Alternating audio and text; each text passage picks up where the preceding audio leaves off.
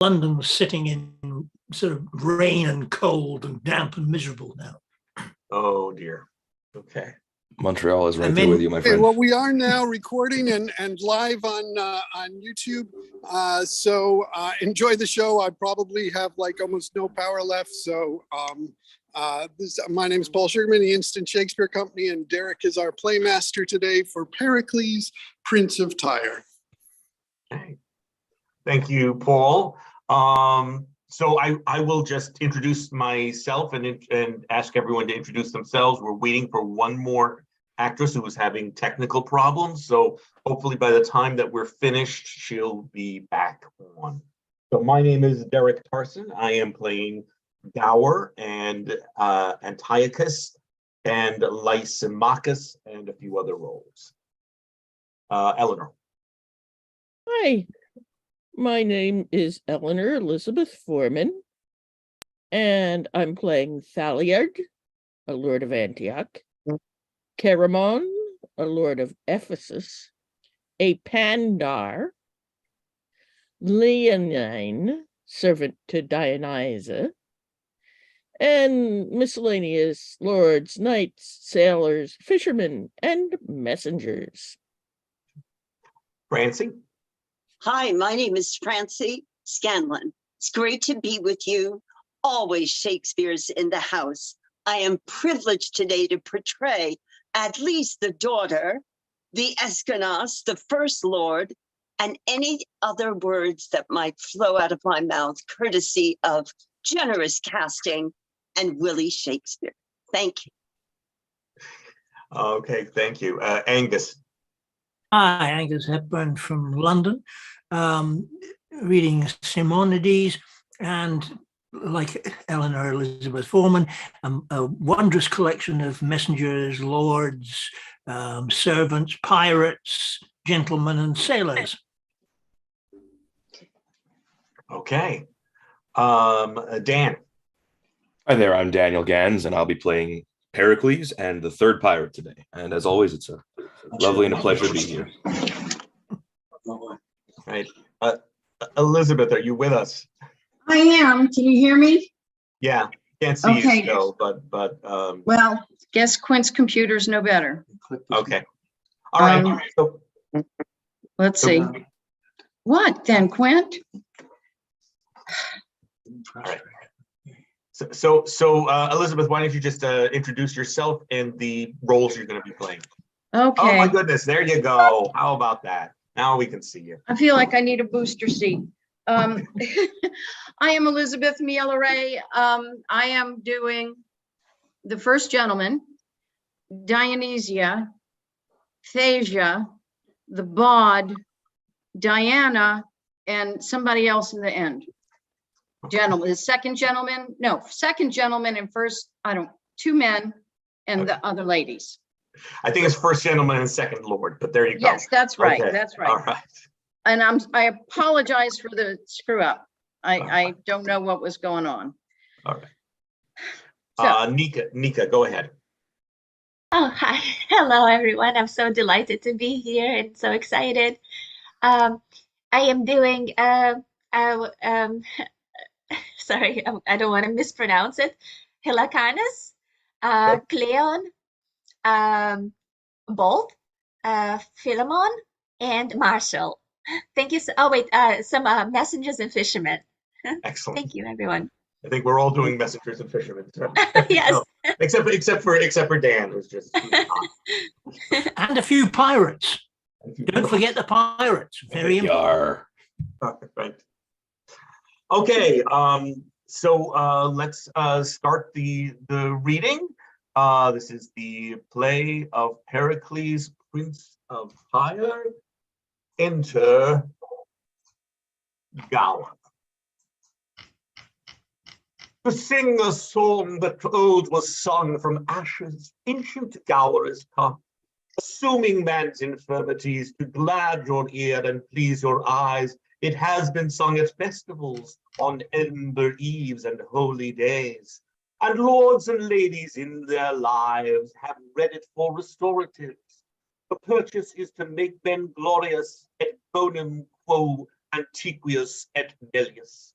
If you, born in these latter times, when wits more ripe, accept my rhyme, and that to hear an old man sing may to your wishes pleasure bring, I life would wish, and that I might waste it for you like taper light. This Antioch, Antiochus the Great, built up this city for his chiefest seat, the fairest in all Syria. I'll tell you what mine authors say. This king unto him took a peer, who died and left a female heir, so buxom, blithe, and full of face, as heaven had lent her all of his grace, with whom the father liking took, and her to incest did provoke. Bad child, worst father, to entice his own to evil, should be done by none. But custom what they did begin was with long use accounted no sin. The beauty of this sinful dame made many princes thither frame to seek her as a bedfellow, in marriage pleasures playfellow. To prevent he made a law to keep her still, and men in awe, that whoso asked for her for his wife, his riddle told, not lost his life. So for her many of white did die, and yon grim looks do testify. What now ensues to the judgment of your eye, I give my cause, who best can justify. Enter Antiochus, Prince Pericles, and followers. Young Prince of Tyre, you have at large received the danger of the task you undertake. I have, Antiochus, and with a soul emboldened with the glory of her praise, think death no hazard in this enterprise. Music, bring in our daughter, clothed like a bride, for embracements even of Jove himself, at whose conception till Lucina reigned, nature this dowry gave to glad her presence. The senate house of planets all did sit to knit in her their best perfection. See where she comes, apparelled like the spring, graces her subjects and her thoughts the king. Of every virtue give renown to men, her face the book of praises, where is read nothing but curious pleasures, as from thence sorrow were ever racked, and testy wrath could never be her mild companion. You gods that made me man and sway in love, that inflamed desire in my breast, to taste the fruit of yon celestial tree, or die in that venture, be my helps, as I am son and servant to your will to compass such a bondless happiness. Prince Pericles, that would be son to great Antiochus. Before thee stands this fair Hesperides with golden fruit, but dangerous to be touched. For death like dragons here affright thee hard. Her face like heaven enticeth thee to view, her countless glory which desert must gain, and which without desert, because thine eye presumes to reach, all the whole heap must die. Yon sometimes famous princes, like thyself, drawn by report, adventurous by desire, tell thee with speechless tongues and semblance pace pale, that without covering, save yon field of stars, here they stand martyrs slain in Cupid's wars, and with dead cheeks advise thee to desist, for going on death's net, whom none resist. Antiochus, I thank thee who hath taught my frail mortality to know itself, and by those fearful objects to prepare this body, like to them, to what I must. For death remembered should be like a mirror, who tells us life's but breath, to trust it, error. I'll make my will then, and as sick men do, who know the world, see heaven, but feeling woe, gripe not at earthly joys, as erst they did. So I bequeath a happy peace to you, and all good men, as every prince should do, my riches to the earth, from whence they came, but my unspotted fire of love to you. Thus ready for the way of life or death, I wait the sharpest blow. Scorning advice. Read the conclusion then, which read and not expanded, 'tis decreed, as these before thee, thou thyself shalt bleed. Of all, say it yet. mayest thou prove prosperous. Of all, say it yet, I wish thee happiness. Like a bold champion, I assume the lists, nor ask advice of any other thought but faithfulness and courage. The riddle. I am no viper, yet I feed on mother's flesh, which did me breed. I sought a husband in which labor, I found that kindness in a father. He's father, son, and husband mild. I, mother, wife, and yet his child. How they may be, and yet into, as you will live, resolve it you. Sharp physic is the last.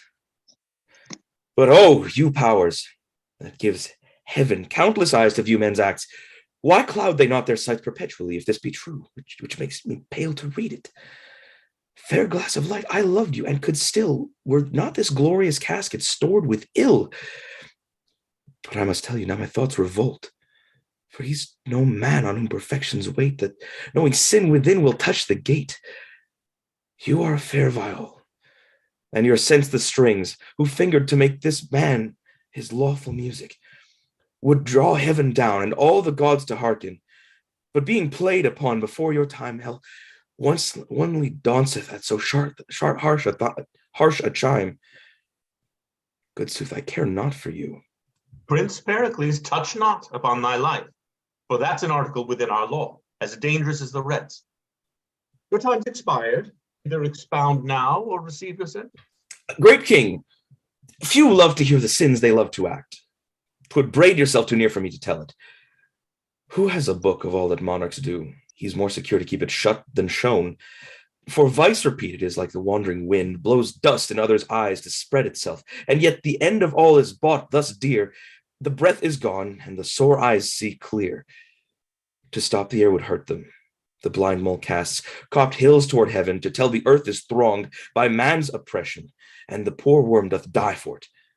Kings are earth's gods, in vice their laws their will, and if Jove stray, who dares say Jove doth ill?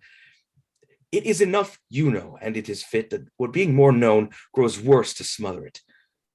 All love the womb that they're first being bred, then give my tongue like leave to love my head. Heaven that I had thy head, he has found the meaning, but I will gloze with him.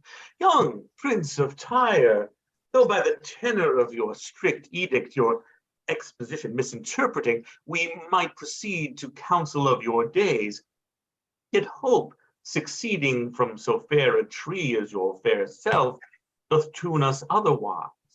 40 days longer we do respite you, which if by which time our secret be undone, this mercy shows we'll joy in such a son.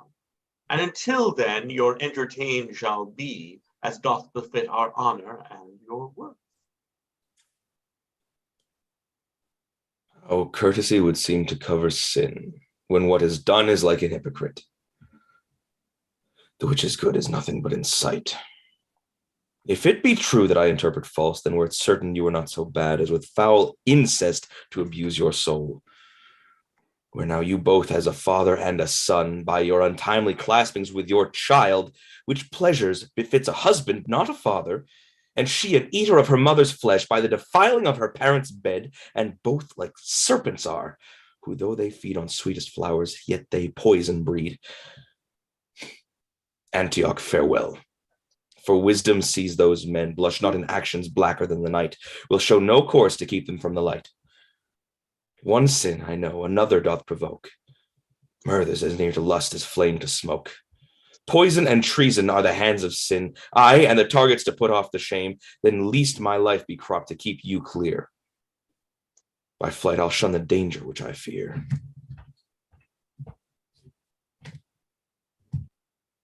He hath found the meaning for which we mean to have his head. He must not live to trumpet forth my infamy, nor tell the world Antiochus doth sin in such a loathed manner. And therefore instantly this prince must die, for by his fall my honor must keep high. Who attends us here? Doth your highness call? Thaliard, you are of our chamber, Thaliard, and our mind partakes her private actions to your secrecy. And for your faithfulness, we will advance you, Thaliard. Behold, here's poison, and here's gold. We hate the Prince of Tyre, and thou must kill him. It fits thee not to ask the reason why, because we bid it. Say, is it done? My lord, it's done. Enough. Let your breath cool yourself, telling your haste. My lord, Prince Pericles is fled. As thou would live, fly after, and like an arrow shot from a well-experienced archer hits the mark his eye doth level at, so thou never return, unless thou say Prince Pericles is dead. My lord, if I can get him within my pistol's length, I'll make him sure enough. So farewell to your highness. Thaliard, adieu. Till Pericles be dead, my heart can lend no succor to my head. Let none disturb us. Why should this change of thoughts, the sad companion, dull-eyed melancholy, be me so used a guest as not an hour? In the day's glorious walk or peaceful night, the tomb where grief should sleep can breed me quiet. Here pleasures court mine eyes, and mine eyes shun them, and danger which I fear is at Antioch, whose arm seems far too short to hit me here, yet neither pleasure's art can joy my spirits, nor yet the other's distance comfort me. Then it is thus, the passions of the mind that have their first conception by misdread, have after nourishment and life by care, and what was first but fear, what might be done, grows elder now, and cares it be not done. And so with me, the great Antiochus, against whom I am too little to contend, since he's so great, can make his will his act, will think me speaking, though I swear to silence, nor boots it me to say I honor, if he suspect I may dishonor him. And what may make him blush in being known, he'll stop the course by which it might be known. With hostile forces he'll o'erspread the land, and with the stint of war will look so huge, amazement shall drive courage from the state. Our men be vanquished ere they do resist, and subjects punished that near thought offense, which care of them, not pity of myself, who wants no more but as the tops of trees, which fence the roots they grow by and defend them, make both my body pine and soul to languish, and punish that, before that he would punish. Joy and all comfort to your sacred breast. And keep your mind till you return to us peaceful and comfortable. Peace, peace, I give experienced tongue, that though abuse the kin that flatter him. For flattery, as he belows the bow's the spine, the thing in which is flattered, but a spike, to which the spark gives hate, a stronger glowing, whereas reproof, obedient in order fit the kings that are omen. They are air, and the igniter soothe their those proclaim peace. He flatters you, makes wear upon your life. Prince, pardon me, or strike, if you will. I cannot be much lower than my knees. All leave but else. But let your cares o'erlook what shipping and what ladings in your haven, and then return to us. Helicons, thou hast moved us. What seest thou in our looks? An angry brow, dear lord. If there be such a dart in prince's frowns, how durst thy tongue move anger to our face? How dares the plants look upon the heaven, from whence they have their nourishment? Thou knowest I have power to take thy life from thee. I have ground the axe myself. Thou but yet strike the blow. Rise. Prithee rise, sit down, there art no flatterer. I thank thee for't, and heaven forbid that kings should let their ears hear their faults hid. Fit counselor, and servant for a prince, who by thy wisdom makes a prince thy servant. What wouldst thou have me do? To bear with patience such griefs as yourself, though lay upon yourself. Thou speakst like a physician, Helicanus, that ministers a potion unto me, that thou wouldst tremble to receive thyself. Attend me then. I went to Antioch, where, as thou knowest, against the face of death, I sought the purchase of a glorious beauty, from whence an issue I might propagate. Our arms to princes and bring joys to subjects, her face was to mine ere beyond all wonder, The rest hark in thine ears, as black as incest, which by my knowledge found the sinful father seemed not to strike, but smooth. But thou knowest this. 'Tis time to fear when tyrants seem to kiss. Which fear so grew in me, I hither fled, under the covering of a careful knight, who seemed my good protector, and being here, bethought what was past, what might succeed. I knew him tyrannous, and tyrants' fear decrease not, but grow faster than the years. And should he do't, as doubt he doth, that I should open to the listening air, how many worthy princes' bloods were shed to keep his bed of blackness unlaid ope? To lock that doubt, he'll fill this land with arms and make pretense of wrong that I have done him. When all for mine, if I may call offense, must feel war's blow, who spares not innocent, which love to all of which thyself are one, who now reproves me for it. Alas, sir,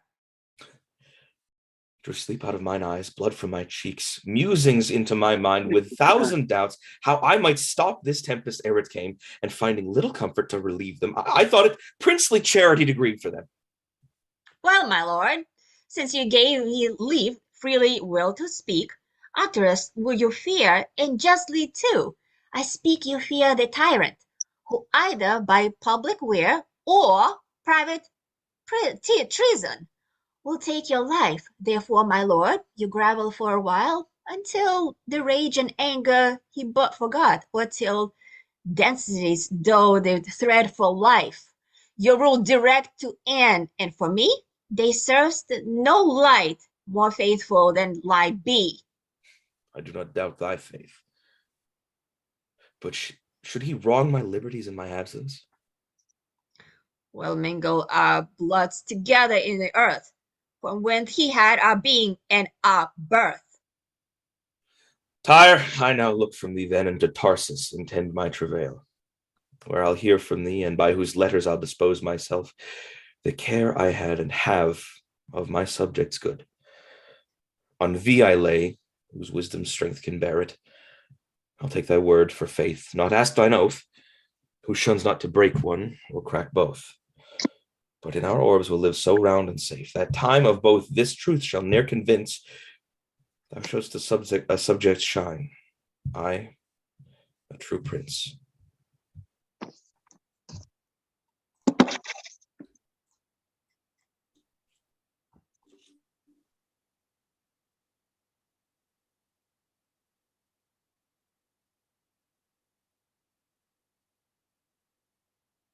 Elizabeth, Francie, you're on camera.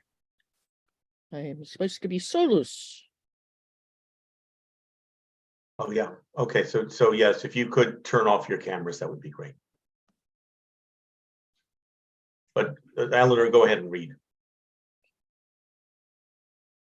So this is Tyre, and this is the court. Here must I kill King Pericles, and if I do it not, I'm sure to be hanged at home. 'Tis dangerous. Well, I perceive he was a wise fellow and had good discretion, that being bid to ask what he would of the king, desired he might know none of his secrets. Now do I see he had some reason for it, for if a king bid a man be a villain, he's bound by the indenture of his oath to be one. Hush! Here come the lords of Tyre.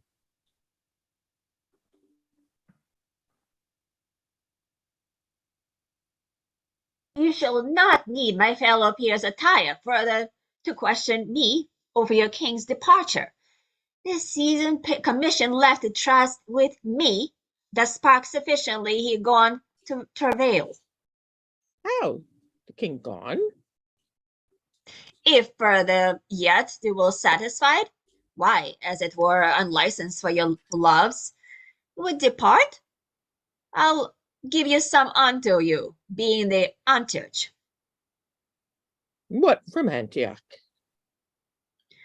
Royal Antiochus, on what cause that I know not, took the displeasure on him, the least lead judges so, and doubting lest lead a heart Everett and sinned, the cursed to by sorrow, Herod correct himself, so puts himself unto the shipman's soul, with whom cash minute threatens life or death.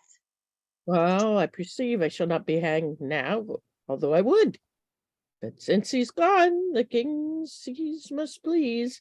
He escaped the land to perish at the sea. I'll present myself. Peace to the lords of Tyre. Lord Tyland from Anchors, he is welcome. From him I come with message unto princely Pericles, but since my landing I have understood your lord has betaken himself to unknown travails. Now message must return from whence it came. We have no reason to desire it. Commend it to our master, not to us. To ever shall depart this we desire. As friends to Antioch, we will feast entire.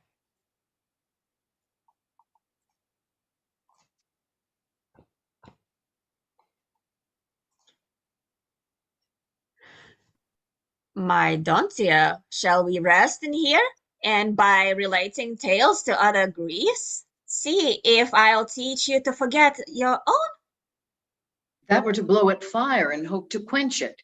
For who digs hills because they don't aspire? Throws down one mountain to cast up a higher.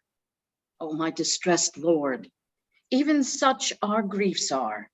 Here they are but felt and seen with mischief's eyes.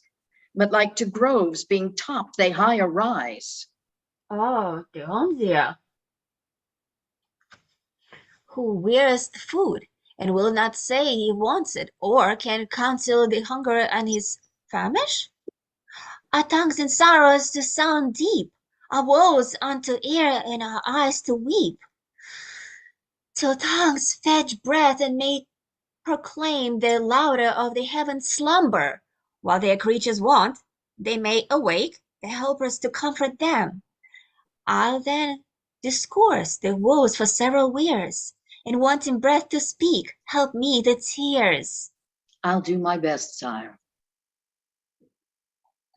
The stars, oh, which I have the governance, and city to whom plenty had full hand, for riches shrewd for self even in streets, whose towers bow heads so high kissed clouds, and strangers near beheld, but wondered at, whose men's deemed the jets adjourned, like another's glasses thrilled by them by. The tables were stored till full glad in sight, and not so much to feed and in delight.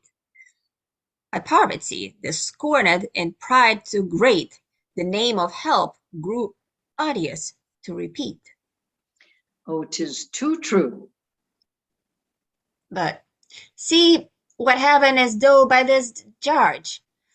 These mouths were but late, earth, sea, and air were all too little of content and please, although they gave our creatures abundance, as his trousers are defilled to want to use. They are now starved and want of exercise.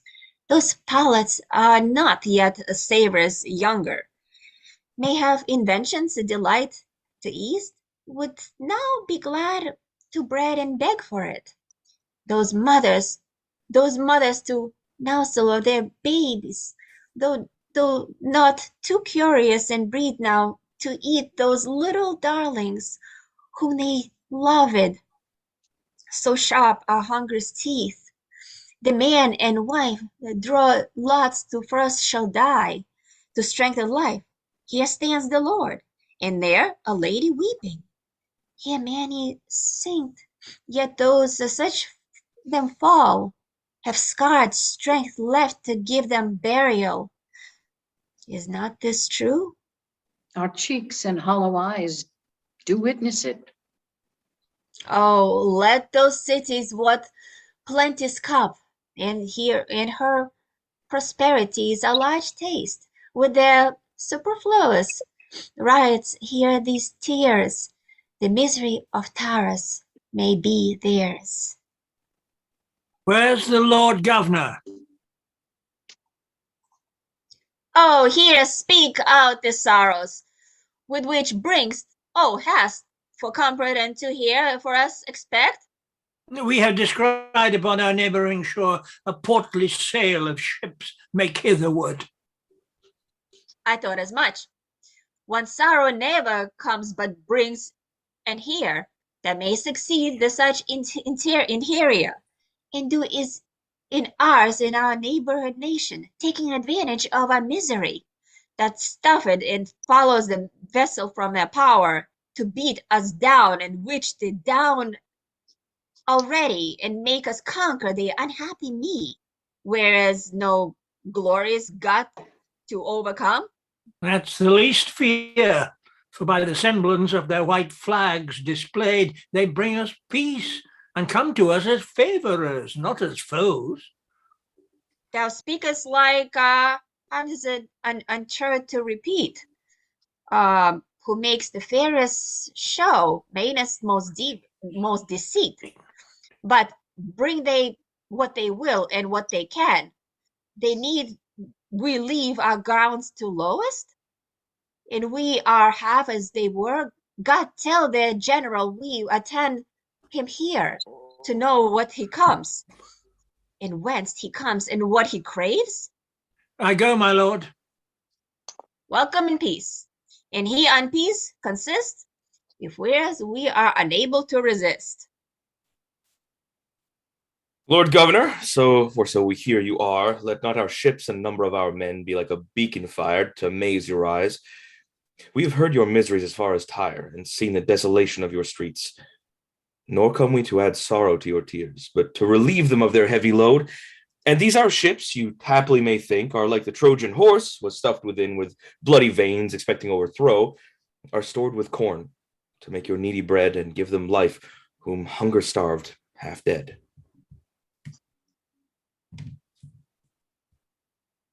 The gods of Greece protect you, and will pray for you. And we'll pray for you. Arise, I pray you, rise.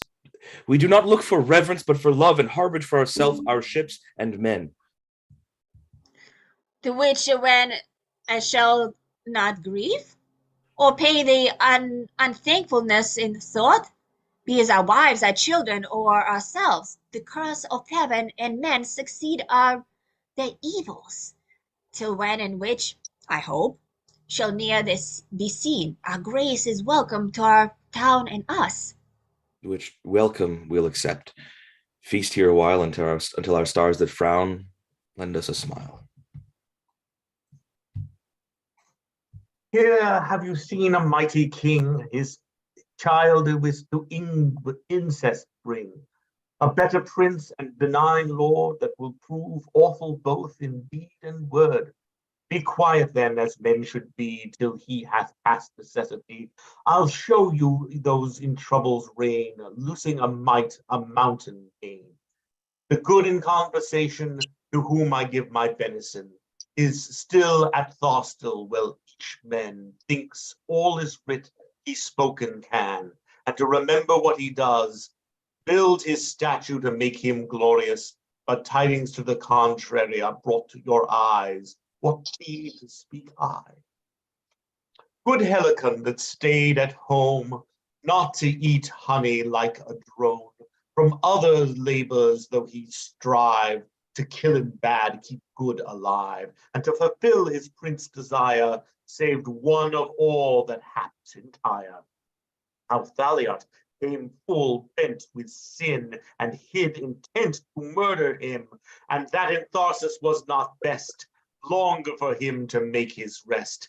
He doing so put forth to seas, where when men seen there's seldom ease. For now the wind begins to blow, thunder above and deeps below, makes such unquiet that the ship should house him safe is racked and split. And he, good prince, having all lost by waves, from coast to coast is tossed. All perishment of men of health, nay, aught escaping but himself. Until fortune, tired with doing bad, threw him ashore to give him glad. And here he comes. What shall be next? Ah, old Gower, this long was the text. Yet cease your ire, you angry stars of heaven. Wind, rain, and thunder, remember, earthly man is but a substance that must yield to you. And I, as fits my nature, do obey you. Alas, the seas have cast me on the rocks, washed me from shore to shore, and left my breath nothing to think on but ensuing death. Let it suffice the greatness of your powers to have bereft the prince of all his fortunes, and having thrown him from your watery grave, here to have his death in peace is all he'll crave. What, O Ah. pelt? Ha, come bring away the nets. What, patch breach, I say? What you say, master? Look how thou stirst now. Come away or I'll fetch thee with a wanion. Wait, master. I'm thinking of the poor men that were cast away before us even now. Alas, poor souls.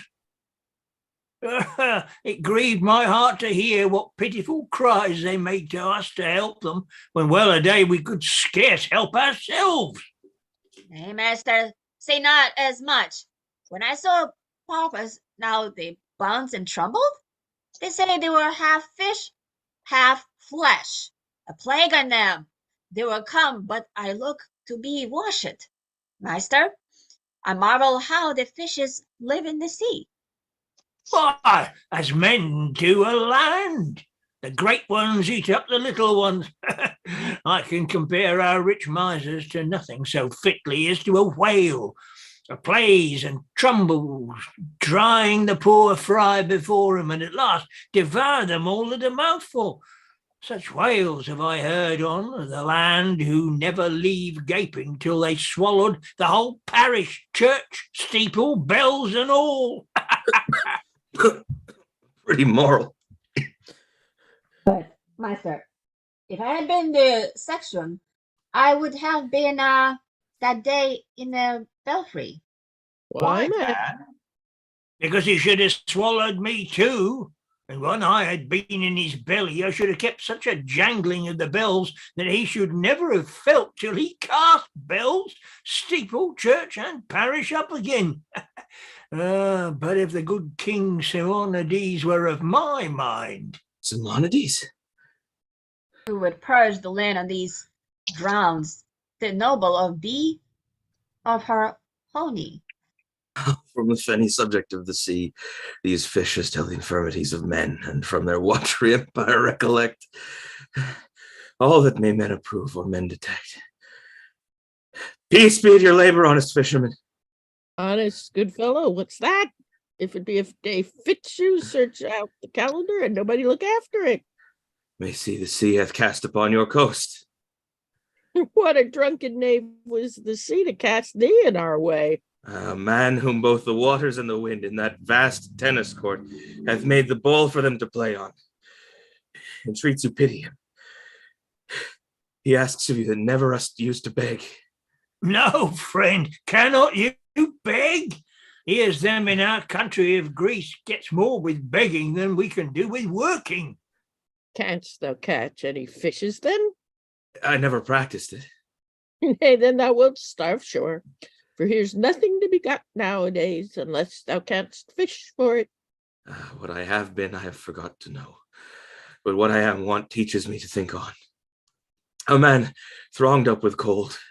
My veins are chill, and I have no more of life than may suffice to give my tongue that heat to ask your help. Which, if you shall refuse, when I am dead, for that I'm a man, pray you see me buried. Dark hither now, gods forbid it. And I have a gown here. Come, put it on. Keep thee warm. Now, afore me, a handsome fellow. Come, thou shalt go home, and we'll have flesh for all day, fish for fasting days and more, or puddings and flat chaps, and thou shalt be welcome. Thank you, sir.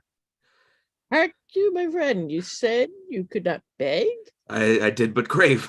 But crave. Then I'll turn craver too, and so I shall escape whipping. Why, are you beggars whipped then? Oh, not all, my friend, not all. For if all your beggars were whipped, I would wish no better office than to be beadle. But master, I'll go draw up the net. How well this honest mirth becomes their labor. Hark you, sir, do you know where you are? Not well. Why, I'll tell you. This I call Pantapoles, and our king, the good King Simonides. The good Simonides, do you call him? Ah, sir, and he deserves to be so called for his peaceable reign and good government. He is a happy king, since he gains from his subjects the name of good by his government. How far is his court distant from this shore? Marry, sir, half a day's journey.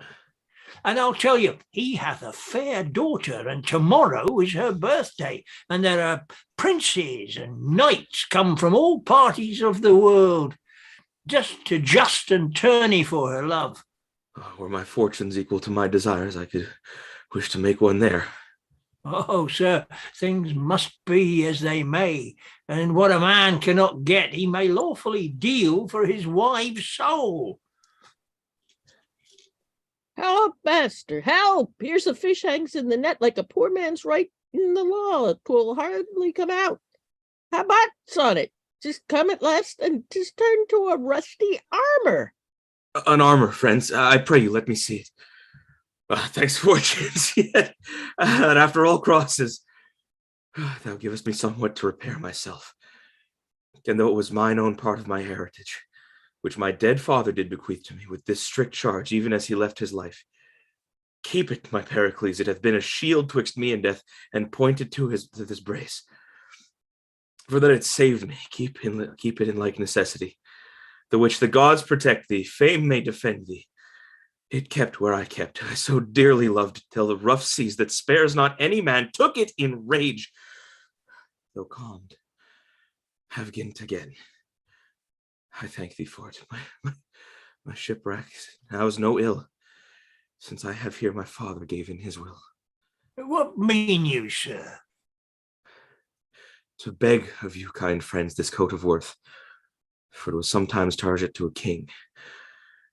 I know it by this mark. He loved me dearly, and for his sake, I wish the having of it, and that you'd guide me to your sovereign's court, wherewith it I may appear a gentleman, and if that ever my low fortune's better, I'll pay your bounties. Till then, rest your debtor. Why, wilt thou tourney for the lady? I'll show the virtue I have borne in arms. Why, die, take it, and the gods give thee goodent. Aye, but hark you, my friend, 'twas we that made up this garment through this rough seams of the waters. There are certain condone and certain veils. I hope, sir, if you thrive, you'll remember from whence you had them. Believed. I will. By your furtherance, I am clothed in steel, and spite of all the rupture of the sea, this jewel holds his building on mine arm. Unto thy value, I will mount myself upon a courser whose delight steps shall make the gazer joy to see him tread. Only, my friend, I yet am unprovided a pair of bases. Well, sure, provide. I sought off my best gown to make thee a pair, and I'll bring thee to the court myself. Then honor be but a goal to my will. This day I'll rise, or else add ill to ill.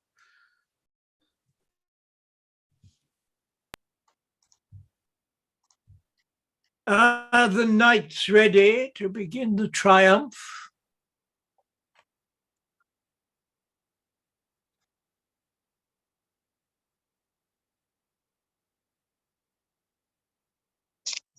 Francie, that's you.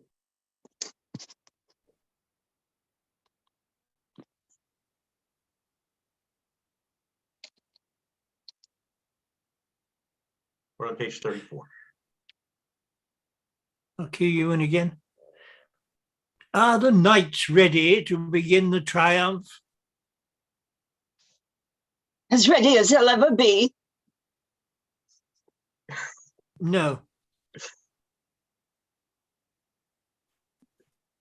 Page 34, top.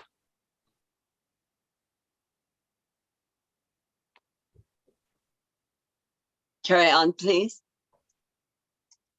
Okay, I'll just read it. They are my liege, and stay your coming to present themselves. Return them. We are ready, and our daughter here, in honor of whose birth these triumphs are, sits here like beauty's child, whom nature got for men to see, and seeing wonder at. It pleaseth you, my royal father, to express my commendations great, whose merits less. It is fit it should be so, for princes are a model which heaven makes like to itself. As jewels lose their glory if neglected, so princes their renowns, if not respected. 'Tis now your honour, daughter, to entertain the labour of each knight in his device. which to serve mine honor I'll perform. Who is the first that doth prefer himself? A knight of Sparta, my renowned father, and the device he bears upon his shield is a black Ethiop reaching at the sun. The word lux tua vita mihi. He loves you well that holds his life of you. Who is the second that presents himself?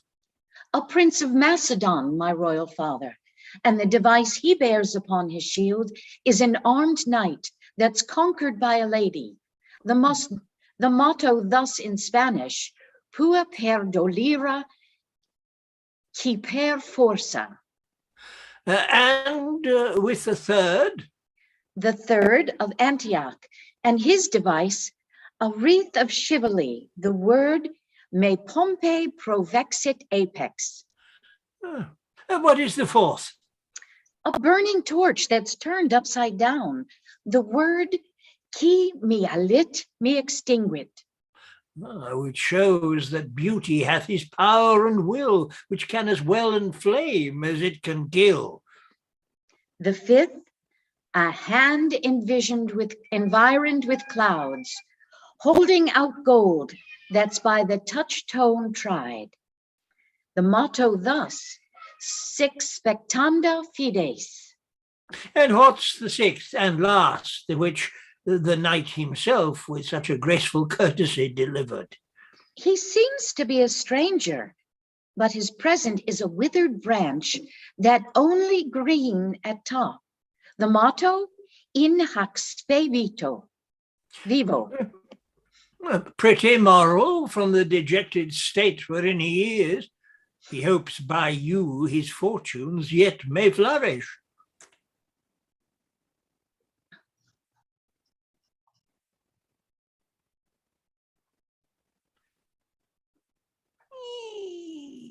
Derek, can you take that? Yes, sure. He had need mean better, but then his outward show can anyway speak in his just commend. For his rustic outside, he appears to have practiced more the whipstock than the lance.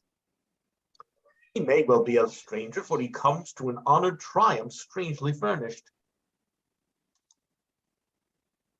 And again. Sorry. That's Mika. Oh.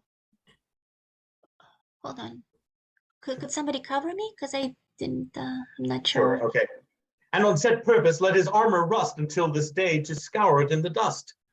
Opinions, but a fool that makes us scan the outward habit by the inward man. But stay, the knights are coming. We will withdraw into the gallery.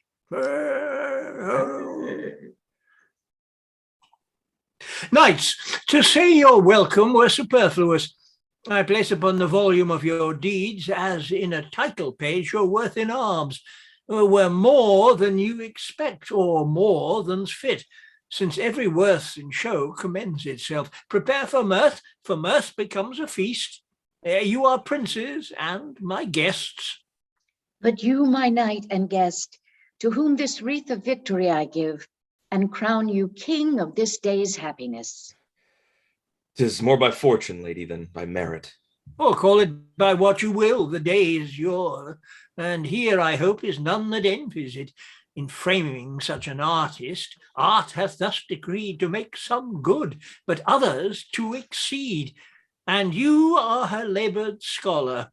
Come, queen of the feast, for daughter, so you are. Here, take your place, marshal the rest, as they deserve their grace.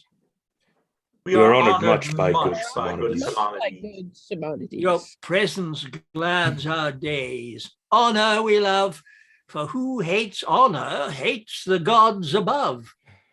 Sir, yonder is your place. Some other is more fit. Contend not, sir, for we are gentlemen, have neither in our hearts nor outward eyes envies the great, nor shall the low despise. You are right, courteous knights. Sit, sir, sit. By Jove, I wonder that is king of thoughts. These cates resist me. He not thought upon. By Juno, that is queen of marriage. All viands that I eat do seem unsavory, wishing him my meat. Sure, he's a gallant gentleman. He's but a country gentleman. He's done no more than other knights have done. He's broken a staff or so. So let it pass. To me, he seems like diamond to glass. You kings to me, like to my father's picture, which tells in that glory once he was, had princes sit like stars about his throne, and he, the sun for them to reverence. None that beheld him but like lesser lights did veil their crowns to his supremacy, where now his sun like a glowworm in the night, the which hath fire and darkness, none in light, whereby I see that time's the king of men, he is both their parents, and he is their grave, and gives them what he will, not what they crave. What, are you merry, knights? Who can be other in this royal presence? Here, with a cup that's stirred under the brim, as do you love, filled to your mistress' lips, we'll drink this health to you. We thank your grace. Yet pause a while. Your knight doth sit too melancholy, as if the entertainment in our court hath not a show might countervail his worth. Note it not, you, Tasia? What is it to me, my father? Oh, attend, my daughter. Princes in this should live like gods above, who freely give to every one that come to honour them. And princes not doing so are like to gnats, which make a sound, but killed are wondered at. Therefore, to make his entrance more sweet, here say we drink this standing bowl of wine to him. Alas, my father, it befits not me. Unto a stranger knight to be so bold. He may my proffer take for an offense, since men take women's gifts for impudence. Oh, do as I bid you, or you'll move me else. Oh, now by the gods, he could not please me better. And furthermore, tell him we desire to know of him, of whence he is, his name and parentage. The king, my father, sir, has drunk to you. I thank him. Wishing it so much blood unto your life. I thank both him and you, and pledge him freely. And further, he desires to know of you, of whence you are, your name and parentage. A gentleman of Tyre. My name, Pericles. Huh. My education being in arts and arms, who, looking for adventures in the world, was by the rough seas, reft of ships and men, and after shipwreck, driven upon this shore. He thanks your grace, names himself Pericles, a gentleman of Tyre, who only by misfortune of the seas, bereft of ships and men, cast on the shore. Oh, now by the gods, I pity his misfortune, and will awake him from his melancholy. Come, gentlemen, we sit too long on trifles, and waste the time which looks for other revels. Even in your armours, as you are addressed, will well become a soldier's dance. I will not have excuse with saying this. Loud music is too harsh for ladies' heads, since they love men in arms as well as beds. So, this was well asked. 'Twas so well performed. Come, sir, here's a lady that wants breathing too, and I have heard you knights of Tyre are excellent in making ladies trip, and that their measures are as excellent. In those that practice them, they are, my lord. Oh, that's as much as you would be denied of your fair courtesy. Unclasp, unclasp. Thanks, gentlemen, to all have done well, but you the best. Pages and lights to conduct these knights unto their several lodgings. Yours, sir, we have given order to be next our own. I am at your grace's pleasure. Princes, it is too late to talk of love, and that's the mark I know you level at. Therefore, each one betake him to his rest. Tomorrow, all for speeding do their best. No unkindness know thou of me. Antiochus, from the nicest loved, no free, for which is the most high gods, no mingling, no longer withhold the vengeance that they had in store, due to their highness capital offense, even with the height and pride of all his glory, when they was seated in the chariot of the inestimable value. And his daughter, upon those bodies even nothing, and they stunk that with those eyes afford them, ere their fall, scorn now their hand should give them burial. 'Twas very strange.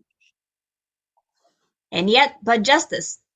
For though the king were great, his grievances so no guard, no beard heaven's shaft, but sin had his reward. 'Tis very true. See, not a man in private conference or council has respect with him but he. It shall no longer grieve without reproof. And cursed be he that will not second it. Follow me then. Lord Helican, a word. With me? And welcome, happy day, my lords. Know that our griefs are risen to the top, and now at length they overflow their banks. Your grief is for what? Wrong not your prince, your love. Wrong not yourself then, noble Helican, but if the prince do live, let us salute him, or know what grounds made happy by his breath. If in the world he live, we'll seek him out. If in his grave he rest, we'll find him there, and be resolved he lives to govern us, or dead give cause to mourn his funeral, and leave us to our free election. Whose death indeed the strongest in our censure, and knowing this kingdom is without a head, like goodly buildings left without a roof, soon fall to ruin. Your noble self that best know how to rule and how to reign, we thus submit unto our sovereign. Live, noble Helicane. Try honest cause, forbear their suffrages. If that your love, Prince Pericles, forbear. Take I your wish, I leap into seas. Where's the highway trouble for a minus case? A 12-month longer, let me entreat you to forbear the absence of your king, in which time expired, he not returneth. I shall with age patience bear your yoke, for I cannot wind you to his love.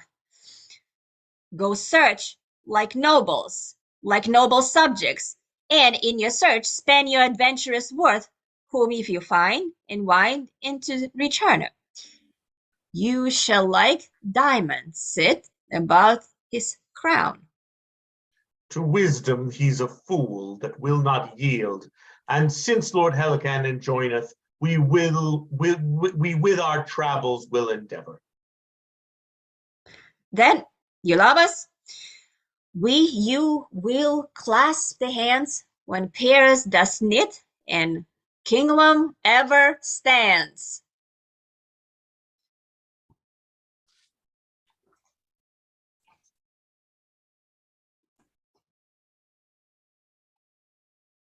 Good morrow to the good Simonides. Knights, from my daughter this I let you know, that for this 12-month she'll not undertake a married life. Her reason to herself is only known, which from her by no means can I get. May we not get access to her, my lord? Faith, by no means. She has so strictly tied her to her chamber that 'tis impossible. 12 moons more she'll wear Diana's livery. This by the eye of Cynthia hath she vowed, and on her virgin honour will not break it. Loath to bid farewell, we take our leaves. So, they are well dispatched. Now to my daughter's letter. She tells me here she'll wed the stranger knight, or never more to view, nor day nor light. 'Tis well, mistress, your choice agrees with mine. I like that well. Nay, how absolute she's in't, not minding whether I dislike or no. Well, I do commend her choice, and will no longer have it be delayed. Soft, here she comes. I must dissemble it. All fortune to the good Simonides. To you as much. Sir, I'm beholding to you for your sweet music this last night. I do protest my ears were never better fed with such delightful, pleasing harmony. It is your grace's pleasure to commend, not my desert. Sir, you are music's master. The worst of all her scholars, my good lord. Let me ask you one thing. What do you think of my daughter, sir? A most virtuous princess. And she is fair too, is she not? As a fair day in summer, wondrous fair. Sir, my daughter thinks very well of you. Aye, so well that you must be her master, and she will be your scholar. Therefore look to it. I am unworthy for her schoolmaster. She thinks not so. Peruse this writing, else. What's here? A letter that she loves the knight of Tyre? 'Tis the king's subtlety to have my life. Oh, seek not to entrap me, gracious lord. A stranger and distressed gentleman that never aimed so high to love your daughter, but bent all offices to honor her. Thou hast bewitched my daughter, and thou art a villain. By the gods, I have not. Never did thought of mine levy offense, nor never did my actions yet commence a deed might gain her love, or your displeasure. Traitor, thou liest. Traitor? Aye, traitor. Even in his throat, unless it be the king that calls me traitor, I return the lie. Now, by the gods, I do applaud his courage. My actions are as noble as my thoughts, that never relished of a base dissent. I came unto your court for honor's cause, and not to be a rebel to her state. And he that otherwise accounts of me, this sword shall prove he's honor's enemy. No, here comes my daughter. She can witness it.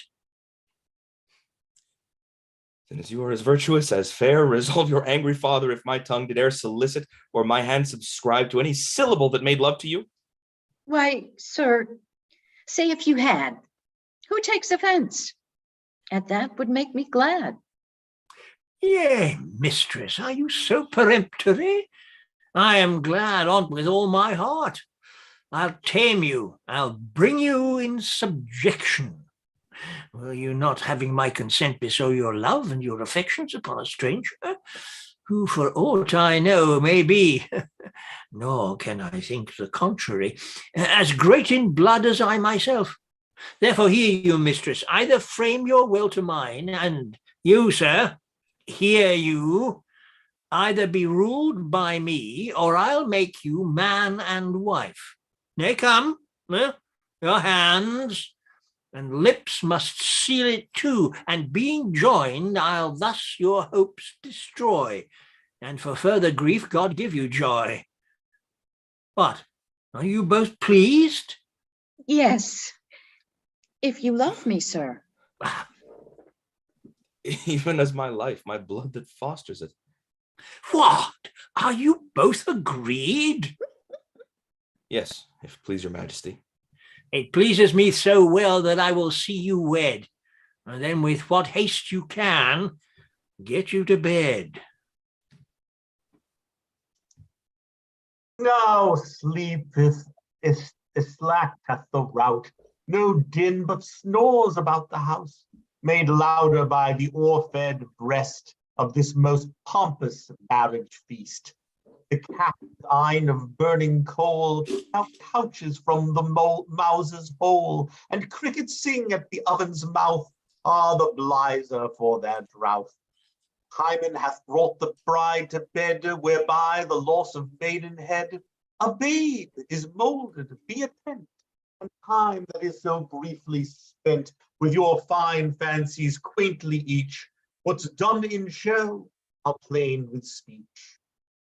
by many a dern and painful perch of Pericles the careful search, by the four opposing crines, which the worlds together joins, is made by all due diligence that horse and sail and high expense can steed the quest at last from Tyre, fame answering the most strange enquire to the court of King Simonides. Our letters brought, the tenor these: Antiochus and his daughter Den, the men of Tibus on the head of Helicanus would set on the crown of Tyre, but he will none. The mutiny he there has haste to oppress, says to them, if King Pericles come not home in twice 6 moons, he obedient to their dooms will take the ground. The sum of this brought hither to Pentapolis. Erivi shed the regions round, and everyone with claps can sound. Our heir apparent is a king. Who dreamt, who thought of such a thing? Brief he must hence depart to Tyre. His queen with child makes her desire, which who shall cross along to go, omit we all their dole and woe. Like Corrida, her nurse she takes, and so to see their vessel shakes. On Neptune's billow half the flood hath their keel cut, but fortune moved, varies again the grizzled north, disgorges such a tempest forth, that as a duck for life that dives, so up and down the poor ship drives. The lady shrieks, and well anear does fall and travel with her fear. And what ensues in this fell storm shall for itself perform. I nil relate, action may conveniently the rest convey. Which might not, what by me is told, in your imagination hold. This stage, the ship, upon whose deck the seas tossed Pericles appears to.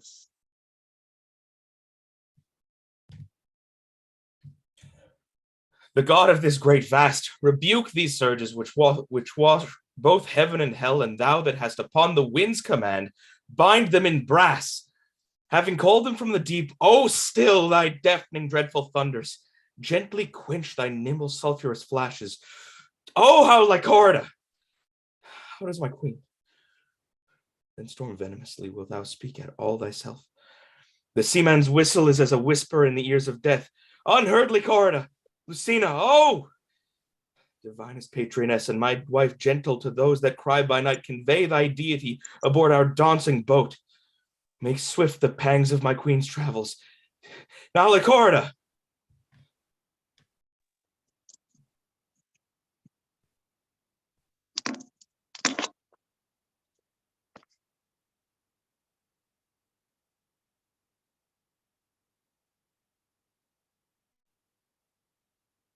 Here's a thing too young for such a place, who if it had conceit would die, as I am like to do.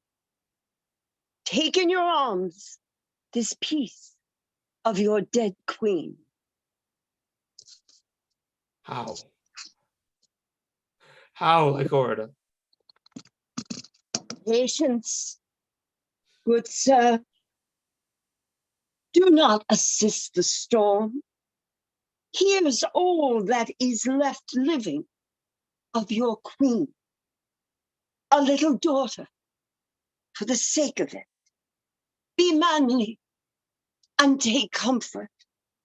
Oh, you gods! Why do you make us love your goodly gifts and snatch them straight away? We here below recall not what we give, and therein may use honor with you. Patience, good sir, even for this charge. Now mild may be thy life, for more blusterous birth than never bade. Quiet and gentle thy conditions, for thou art the rudeliest welcome to this world that ever was prince's child. Happy what follows, thou hast as chiding a nativity as fire, air, earth, water, and heaven can make, to herald thee from the womb. Even at the first, thy loss is more than can thy portage quit, with all thou canst find here. Now the good gods throw their best eyes upon it.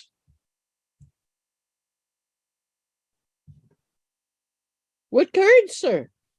God save you. Courage enough. I do not fear the flaw it hath done me the worst. Yet for the love of this poor infant, this fresh new seafarer, I would be quiet. Shh, like the bones there, thou wilt thou?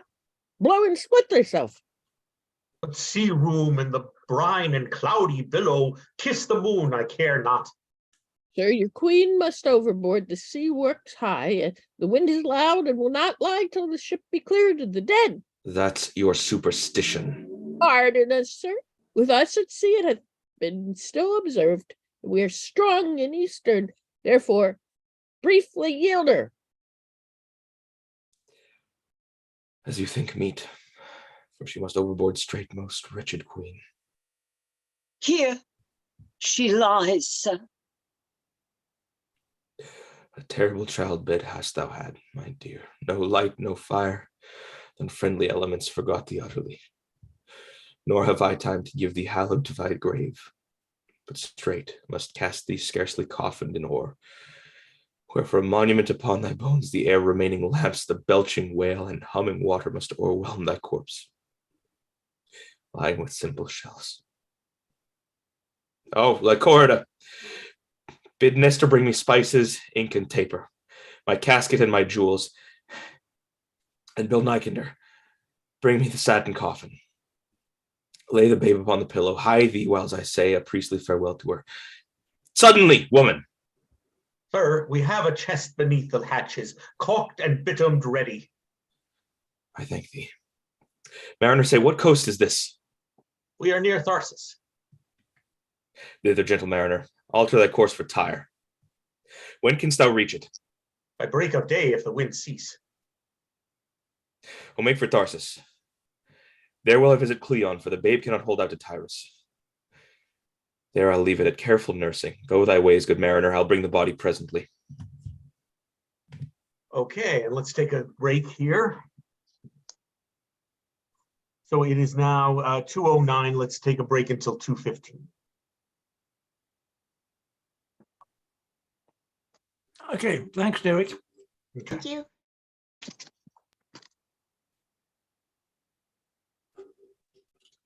Thank you.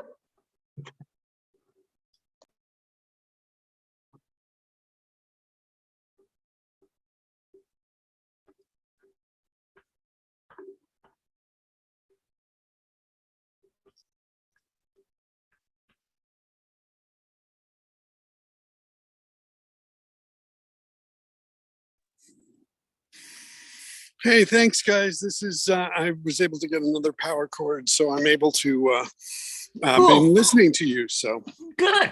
I'm enjoying it. Thank you. This is fun. This is one of the plays that was not in the first folio. But it was, and many people feel that it is a collaboration between Shakespeare and George Wilkins. It's not believed that they'd collaborated on any other plays, but that George Wilkins had written sort of the novel of Pericles, and then it was so popular that they adapted it for the stage. Yeah, good. So it's been it's got some really lovely stuff in it, and is usually classified amongst the romances as one of his later plays, of the plays that have both sort of comic and tragic elements together. I remember seeing it many years ago. There was a touring company that Tim West was involved in, and they toured it where it started off in a whorehouse. And it was somebody telling the Pericles story to the guests in the whorehouse. And then it became the story. And then at the end, it went back to being the whorehouse again. I distinctly remember the image of a 6-foot lady dressed in leather wielding a whip.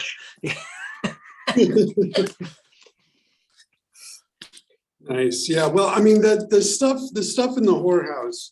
I mean, that stuff that I definitely think is Shakespeare. It's just so much fun. With that we have coming up with Pander and Holt and all that. That's right. That's right. So how are you doing in your new elevated status, Paul? Oh, well, it's I mean, as somebody had told me here, it's like they'll give you like just this much more respect. That's what I get. So yeah.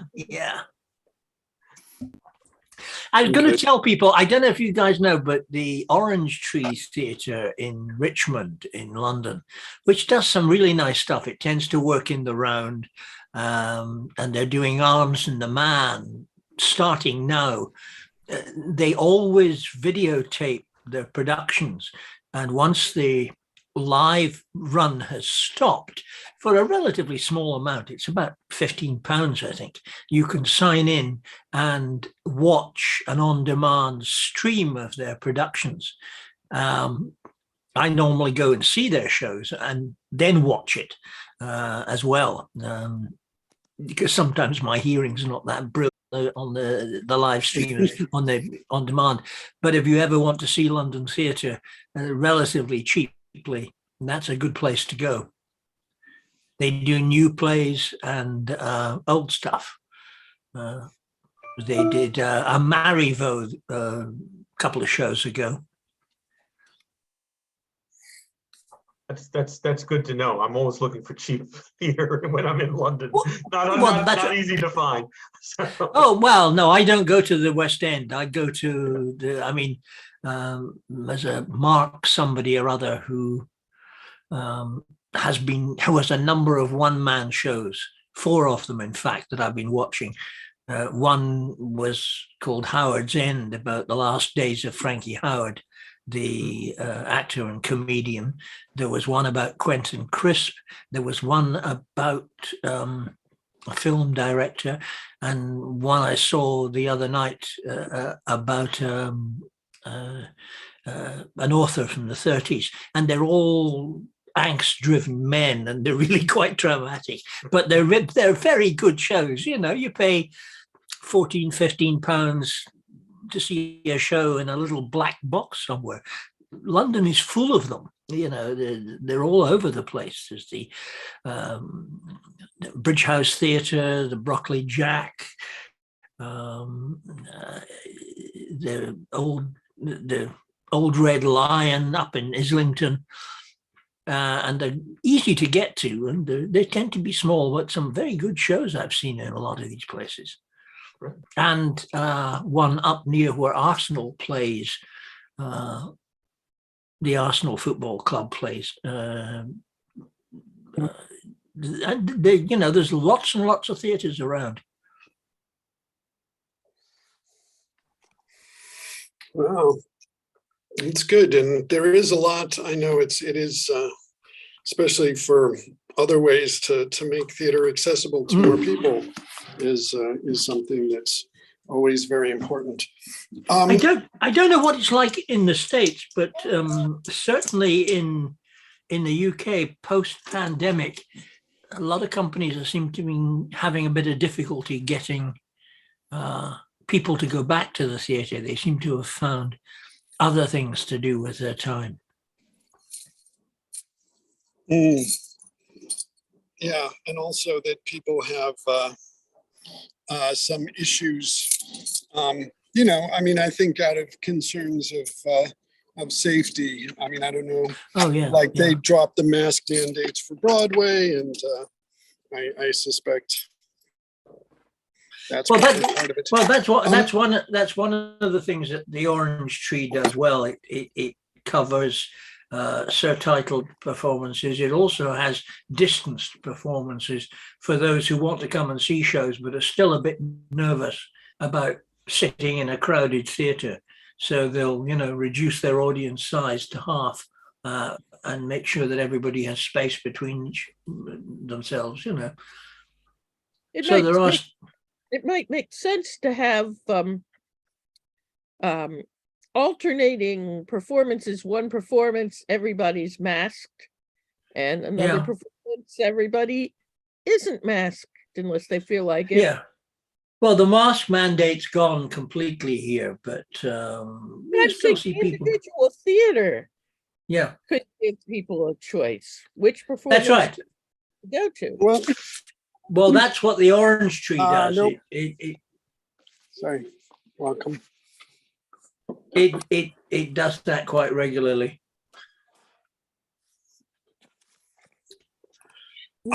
So I guess we're still waiting because Derek left for some reason. I guess he was having some issues, so we should wait for him to get back. Okay. But just to talk about some stuff, Elizabeth, the idea is that when you're in a scene, you have your video on, and when you're off the scene, then you should stop your video. Didn't I do that? No. I didn't Not do that? usually, no. Okay, I'm working on my husband's computer. I'm very sorry. That's okay. I mean, yeah, I realize. I mean, this is. There should this be is two your little first- icons. There should be two little icons down in the Ah. bottom right-hand Got- corner. One mutes you and the other one cuts your video. Okay, it's The left-hand corner here, but thank you. I'm Left-hand not corner, yeah. I'm not used to laptops. I Uh-uh. use a big thing in my booth, so Yeah. thank you very much. Sure. With a play like this and everybody doing about 10 or 12 roles, it's also a battle to keep up with the name change. Well, Yeah. I think Derek was very nice about sending the sheet that has, very Oh. useful. yeah, I have my sheet right here, and I know exactly what's coming up when, which That's right. get all of my names ready in Yep. advance. That's right. It's very useful. Thanks. Sorry about that. I lost connection, but now I'm back. Okay. You are indeed. All right. I was thanking you. I was not blaming you. I was thanking you for the sheet with the acts and scenes and what part I am. Not only did it make it very easy to mark my script, but as I go through the play, it makes it that much easier for me to keep up with all of the name changes. Great. Great. Excellent. So we're starting Act 3, Scene 2? Yes. Page 57. Gotcha. Okay.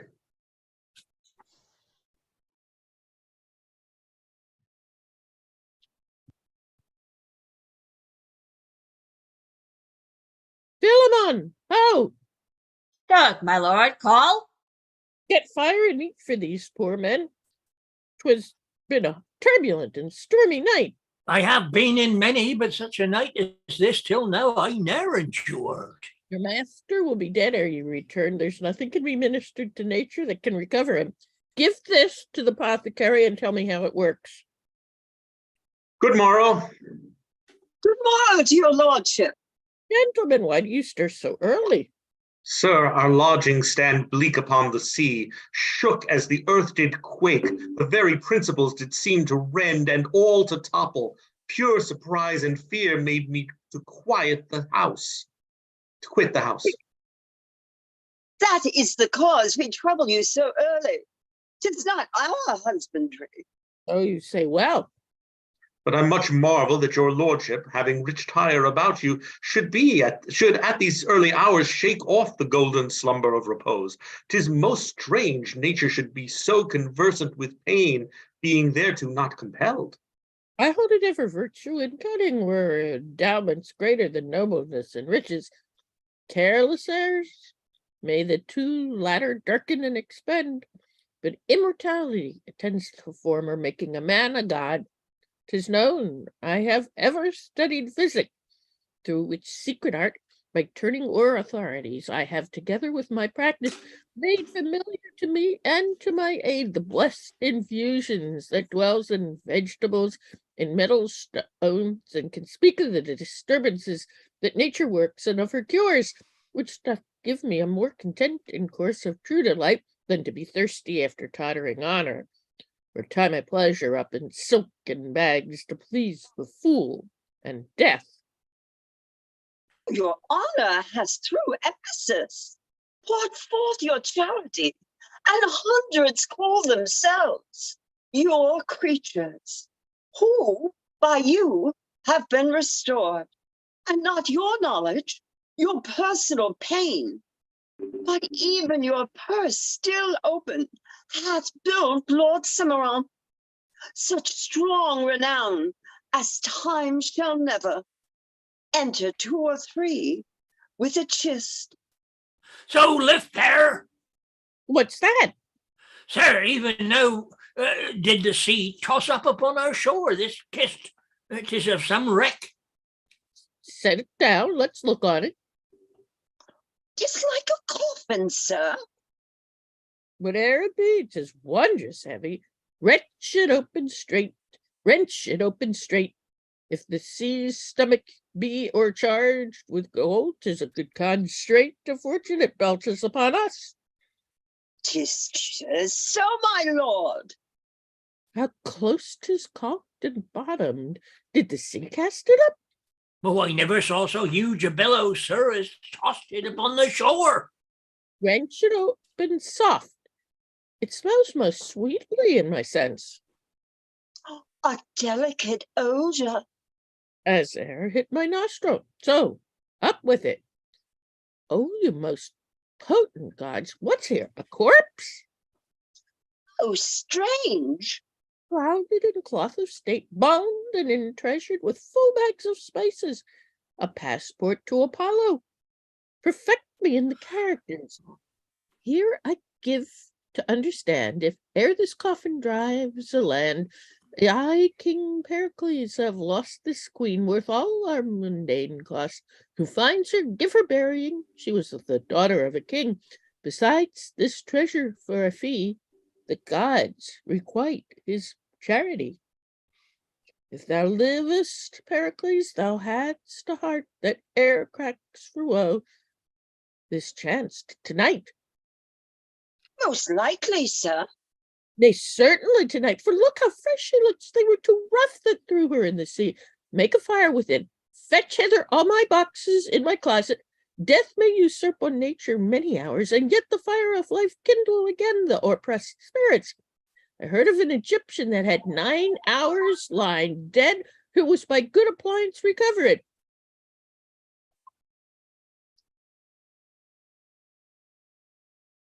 One moment.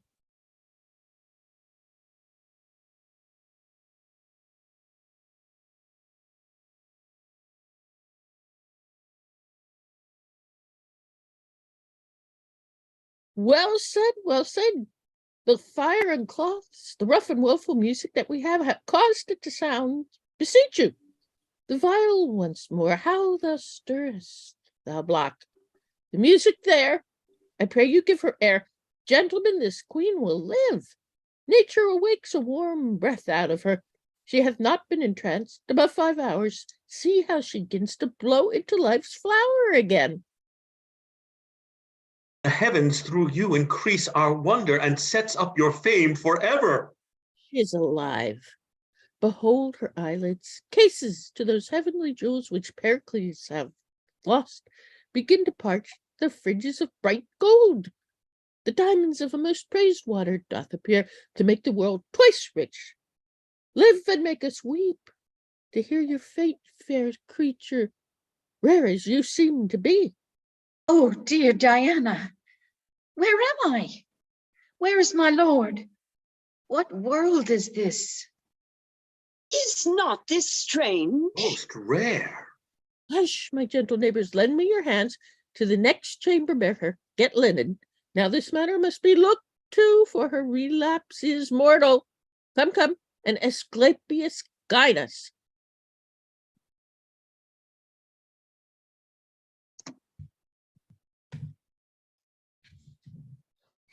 Most honored Cleon, I must needs be gone. My 12 months are expired, and Tyrus stands in litigious peace.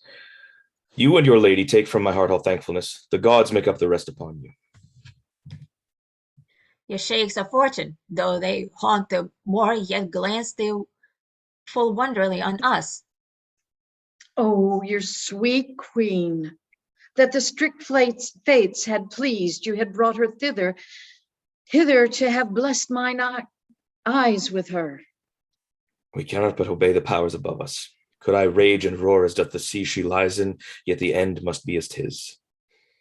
My gentle babe Marina, whom, for she was born at sea, I have named so, here I charge your charity withal, leaving her the infant of your care, beseeching you to give her princely training, that she may be mannered as she is born.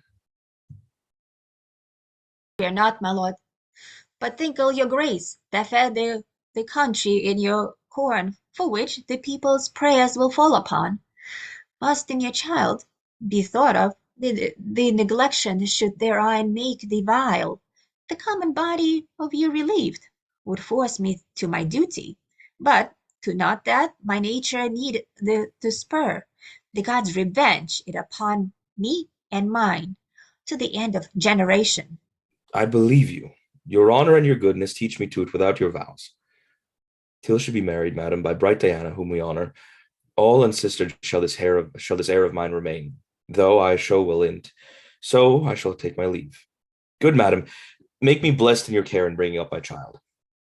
I have one myself, who shall not be more dear in my respect than yours, my lord. Madam, my thanks and prayers.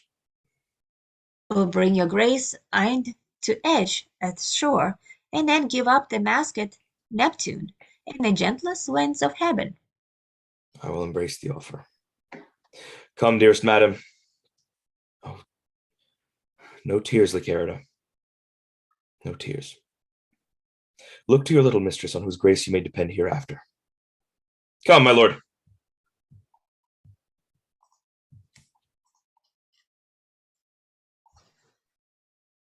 Madam, this letter and certain jewels lay with you in your coffer, which are at your command. Know you the character? It is, my lords, that I was shipped at sea, I well remember, even on my learning time, but whether they're delivered by the holy gods, I cannot rightly say. But since King Pericles, my wedded lord, I ne'er shall see again, a vastal livery will I take me to, and never more have joy. Madam, if this you purpose as ye speak, Diana's temple is not distant far, where you may abide till your date expire. Moreover, if you please, a niece of mine shall there attend you.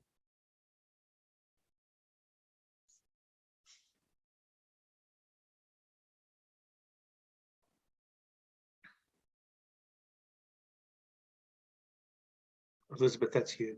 Oh, it said thin, sorry. My recompense is thanks, that's all. Yet my goodwill is great, though the gift small. Imagine Pericles arrived at Tyre, welcomed and settled to his own desire. His woeful queen we leave at Ephesus, unto Diana there's a votaress. Now to Marina bend your mind, whom our fast-growing scene must find at Tharsus, and by Cleon trained in music's letters, and who hath gained of education all the grace which makes high both the art and place of general wonder. But alack, that monster envy off the rack of earned praise Marina's life seeks to take off by treason's knife. And in this kind our Cleon hath one daughter and a full-grown wench, even right for marriage light, this maid hight Peloton, and it is said, for certain in our story she would ever with Marina be it when they would the sledded silk with fingers long, small, white as milk, or when she would with sharp needle wound the cambric which she made more sound by hurting it, or when to the lute she sung and made the night bed mute, that still records with moan, or when she would with rich and constant pen veil to her mistress Diane still, this Philoten contends in still. With absolute Marina so, the dove of Paphos might with the crow 5 feathers white. Marina gets all praises which are paid as debts and not as given. This so darks in Philoten all graceful marks, that Cleon's wife with envy's rare a present murderer does prepare for good Marina, that her daughter might stand peerless by this slaughter. The sooner her vile thoughts to stead, like Corrida our nurse is dead, and cursed Dionysa hath a pregnant instrument of wrath pressed for this blow, the unborn event. I do commend to your content, only I carried winged time, post won the lame feet of my rhyme, which never could I so convey unless your thoughts went on my way. Dionysa does appear with Leonine unmurdered.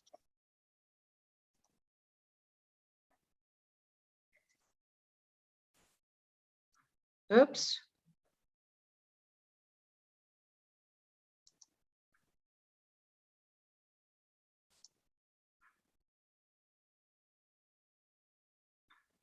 Page 68. Yeah, I'm there. Can you hear me? Yeah. Okay. Thy oath remember. Thou hast sworn to do it. 'Tis but a blow which never shall be known. Thou canst not do a thing in the world so soon to yield thee so much profit. Let not conscience, which is but cold inflaming, thy love bosom inflame too nicely. Nor let pity, which even women have cast off, melt thee, but he be a soldier to thy purpose. I will do it. Forget she's a goodly creature. The fitter than the gods should have her. Here she comes, weeping for her onely mistress' death. Thou art resolved. I am resolved. No, I will rob Tellus of her weed to strow, thy green with flowers, the yellows, blues, the purple violets and marigolds, shall as a carpet hang upon thy grave. While summer days doth last, I, my poor maid, born in a tempest, when my mother died, this world to me is a lasting storm, worrying me from my friends. How now, Marina? Why do you keep alone? How chance my daughter is not with you? Do not consume your blood with sorrowing. Have you a nurse of me? Lord, how your favors changed with this unprofitable woe. Come, give me your flowers ere the sea mar it. Walk with Leonine. The air is quick there, and it pierces and sharpens the stomach. Come, Leonine, take her by the arm, walk with her. No, I pray you, he not bereave you of your servant. Come, come. I love the king, your father, and yourself, with more than foreign heart. We every day expect him here, when he shall come and find our paragon, to all reports thus blasted. He will repent the breadth of his great voyage, blame both my lord and me that we have taken no care to your best forces. Go, I pray you, walk and be cheerful once again. Reserve that excellent complexion which did steal the eyes of young and old. Care not for me, I can go home alone. Well, I will go, but yet I have no desire to it. Come, come, I know 'tis good for you. Walk half an hour with Leonine, at the least. Remember what I have said. I warrant you, madam. I'll leave you, my sweet lady, for a while. Pray walk softly. Do not heat your blood. What, I must have care of you. My thanks, sweet madam. Is this wind westerly that blows? Southwest. When I was born, the wind was north. West, south?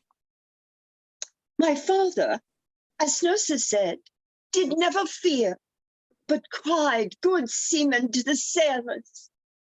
galling his kingly hands, hailing ropes and clasping to the mast, endured a sea that almost broke the deck.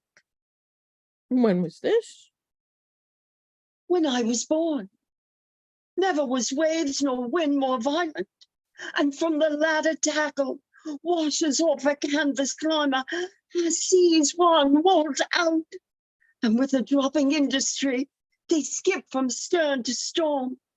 The boatswain whistles, and the master calls and trebles their confusion. Come, say your prayers. What mean you? If you require a little space for prayer, I grant it. Pray, but be not tedious, for the gods are quick of ear, and I'm sworn to do my work with haste. Why? Will you kill me? To satisfy my lady. But she had me killed now. As I can remember by my troth, I never did hurt her in all my life. I never spake bad words, nor did ill turn to any living creature.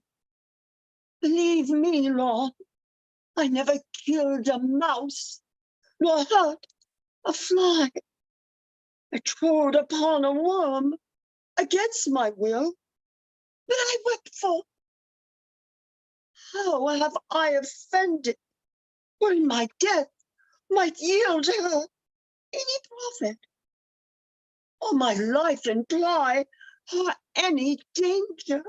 My commission is not to reason of the deed, but do it.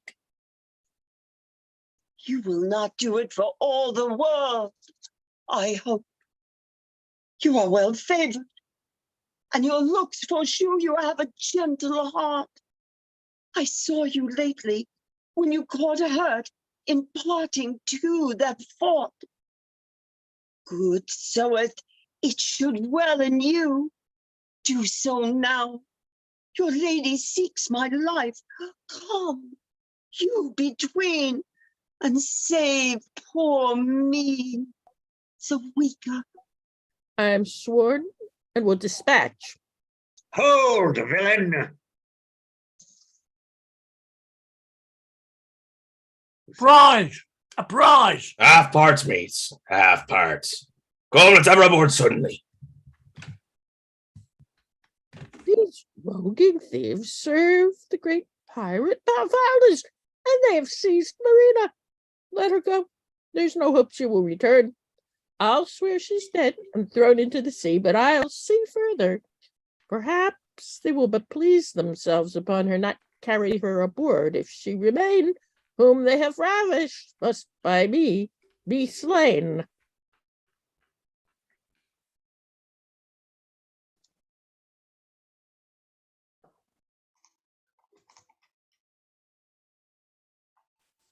Bolt!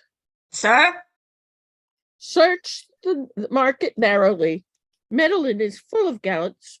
We lost too much money this mart by being too wenchless. We were never out of so much creatures. We have but poor 3, and they can do no more than they can do. And they, with continual action, are even as good as rotten. Therefore, let's have fresh ones, whatever we pay for them.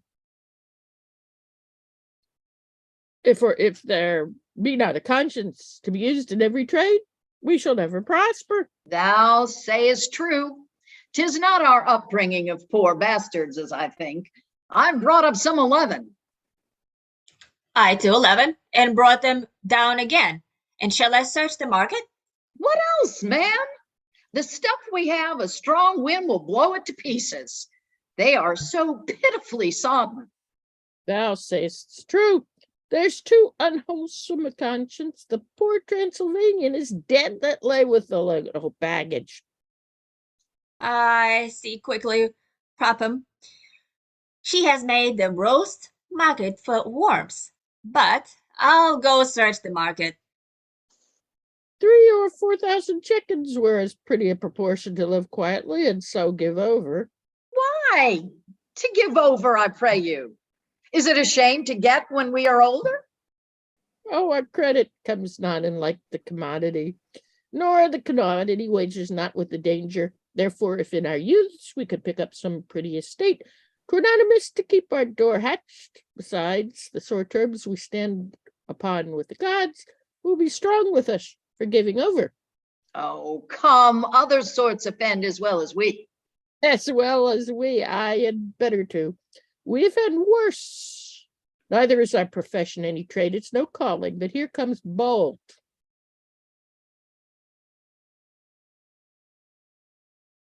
Come, he waves my masters. You say she is a virgin. Oh, sir, we doubt it not. Master, I have gone through for his peace, you see. If you like her so, if not, I have lost my earnest. Bolt, has she any qualities? She has a good face, speaks well, has excellent good clothes. There is no further necessities of qualities can make her be refused. What's her price, Bolt? I cannot be beaten unto dolt of 1,000 pieces. Well, follow me, my masters. You shall have your money presently. Wife, take her in, instruct her what she has to do, that she may not be raw in her entertainment. Bolt, take you the marks of her, the color of her hair, complexion, height, her age, with warrant of her virginity, and cry, he that will give most shall have her first. Such a maidenhead were no cheap thing, if men were as they have been. Get this done as I command you. Performance shall follow. Alack, that Leonine was so slack, so slow. He should have stroked, not spoke. But if these pirates, not enough barbarians, had not or bore thrown me for to seek my mother. Why lament you, pretty one? That I am pretty. Come, the gods have done their part in you. I accuse them not. You are light in my hands, where you are like to live. The more my fault to escape his hands, where I was to die. Aye, and you shall live in pleasure. No, Yes, indeed you shall. Indeed shall you, and taste gentlemen of all fashions. You shall fare well. You shall have the difference of all complexions. What do you stop your ears?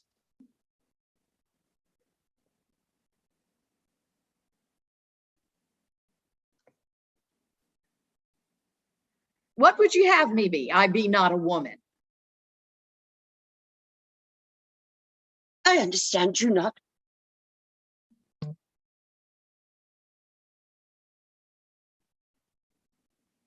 Gods defend me. If it please the gods to defend you by men, then men must comfort you, men must feed you, men stir you up. Bolt's returned. Now, sir, hast thou cried her through the market? I have cried her most at the number of her hairs. I have drawn her picture with my voice. And I prithee tell me, how dost thou find the inclination of the people, especially of the younger sort? Faith listened to me as they would have hearkened in their father's testament. There was a Spaniard's mouth watered, and he went to bed with her weird description. We shall have him here tomorrow with his best ruff on. Tonight, but mistress, do you know the French knight that carols at Hans? Who? Monsieur Pericles? Aye, he offered to cut a caper of the proclamation, but he made a groan at it, and swore he would see her tomorrow. Well, as for him, he brought his disease hither. Here he does but repair it.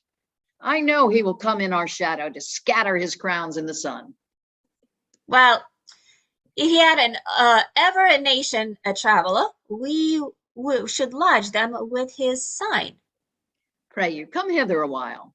You have fortunes coming upon you, mark me. We must seem to do that fearfully, which you commit willingly, despise profit, where you have most gain, to weep that you live as you do. Make pity on your lovers seldom, but that pity begets you a good opinion, and that opinion a mere profit. I understand you not. Take her home, mistress. Take her home. These blushes of hers must be quenched with some present practice.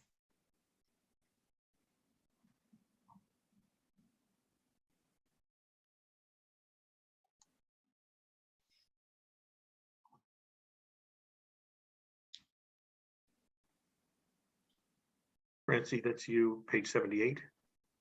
Yes, I know not why. I'll just read the line. Thou sayest true, if it's for so they must, for your bride goes to that with shame, which is her way to go with warrant.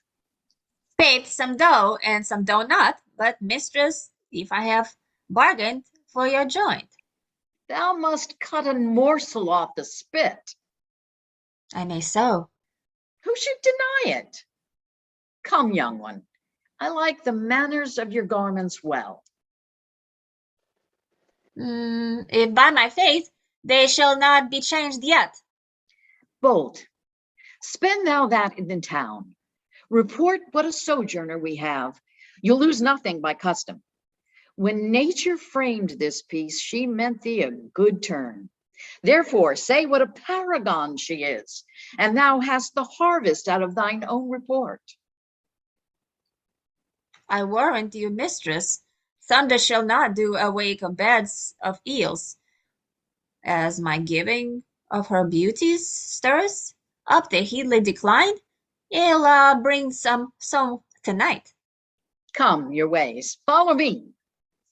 If fires be hot, knives sharp, or waters deep, untied I still my virgin knot will keep. Diana and my purpose. What have we to do with Diana? Pray you will go with us?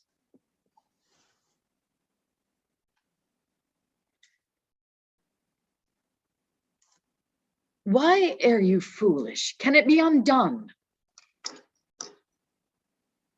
Oh, Dionzim, such a pierce of slaughter, the sun and moon, yet look it upon. I think you'll turn a child again. For I, chief lord of all the spacious world, I give unto the deed, or ladies much less in blood than venture, yet princes of equal a single crown at earth with justice to compare. O villain Leonie, whom thou hast poisoned too, if thou hadst drunk it to him, had been a kindness becoming well thy face. What canst thou say when noble Pericles shall demand a child? That she is dead. Nurses are not the fates to foster it, nor ever to preserve. She died at night. I'll say so. Who can cross it unless you play the impious innocent, and for an honest attribute, cry out she died by foul play? Oh, Jiwoo. Well, of all the faults beneath the heavens, the gods do like his worst. Be one of those that thinks the petty wrens of Tharsis will fly hence, and open this to Pericles. I do shame to think what a noble strain you are, and of how coward a spirit. To such proceedings, who ever but the approbation added, though to his prince consent he did not flow from honorable courses.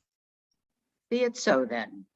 Yet none does know but you how she came dead, nor none can know Leonine being gone. She did disdain my child, and strode between her and her fortunes. None would look on her, but cast their gazes on Mariana's face, whilst ours was blurted at and held a mock and not worth the time of day. It pierced me through, and though you call my course unnatural, you, not your child, well-loving, yet I find it greets me as an enterprise of kindness performed to your sole daughter. Heavens, forgive it. And as for Pericles, what should he say? We wept after her hearse, and yet we mourn. Her monument is almost finished, and her epitaphs in glittering gold characters express a general praise to her, and care in us at whose expense 'tis done. Thou art the harp, which to betray, does with the Stein angel's face craze with the thin eagle's talons. You're like one that superstitiously doth swear to the gods that winter kills the flies, but yet I know you'll do as I advise. Thus time we waste and long leagues make short, sail seas and cockles, have and wish but fort, making to take our imagination from bourne to bourne, region to region. By you being pardoned, we commit no crime, to use one language in each several clime. Where our scenes seem to live, I do beseech you to learn of me, who stands with gaps to teach you, the stages of our story, Pericles. Is now again thwarting thy wayward seas, attended on by many a lord and knight, to see his daughter all his lives delight. Old Helicanus goes along behind, is left to govern it, you bear it in mind. Old Aeschines, whom Helicanus late advanced in time to great and high estate. Well-sailing ships and bounteous winds have brought the king to Tharsis. Think this pilot thought so with his steerage, shall your thoughts groan to fetch his daughter home, who first is gone like motes and shadows, see them move a while. Your ears unto your eyes I'll reconcile. See how belief may suffer by foul show. This borrowed passion stands for true old woe. And Pericles in sorrow all devoured, with sighs shot through, and biggest tears o'ershowered, leaves Tharsis and again embarks. He swears never to wash his face nor cut his hairs. He put on a sackcloth and to sea he bears a tempest which his mortal vessel tears. And yet he rides it out. Now please you wit, the epitaph is for Marina wit by wicked Dionysa. The fairest, sweetest, and best lies here, who withered in her spring of years. She was of Tyrus, the king's daughter, on whom foul death hath made this slaughter. Marina was she called, and at her birth, Thetis being proud, swallowed some part of the earth. Therefore the earth, fearing to be o'erflowed, hath Thetis birth child on the heavens bestowed. Wherefore she does, and swears she'll never stint, make raging batteries on the shores of flint. No visor does become black villain, so well as soft and tender flattery. Let Pericles believe his daughter's dead, and bear his courses to be ordered by Lady Fortune, while our steer must play his daughter's woe, and heavy well a day in her unholy service. Patience then, and think you are now all in Midland.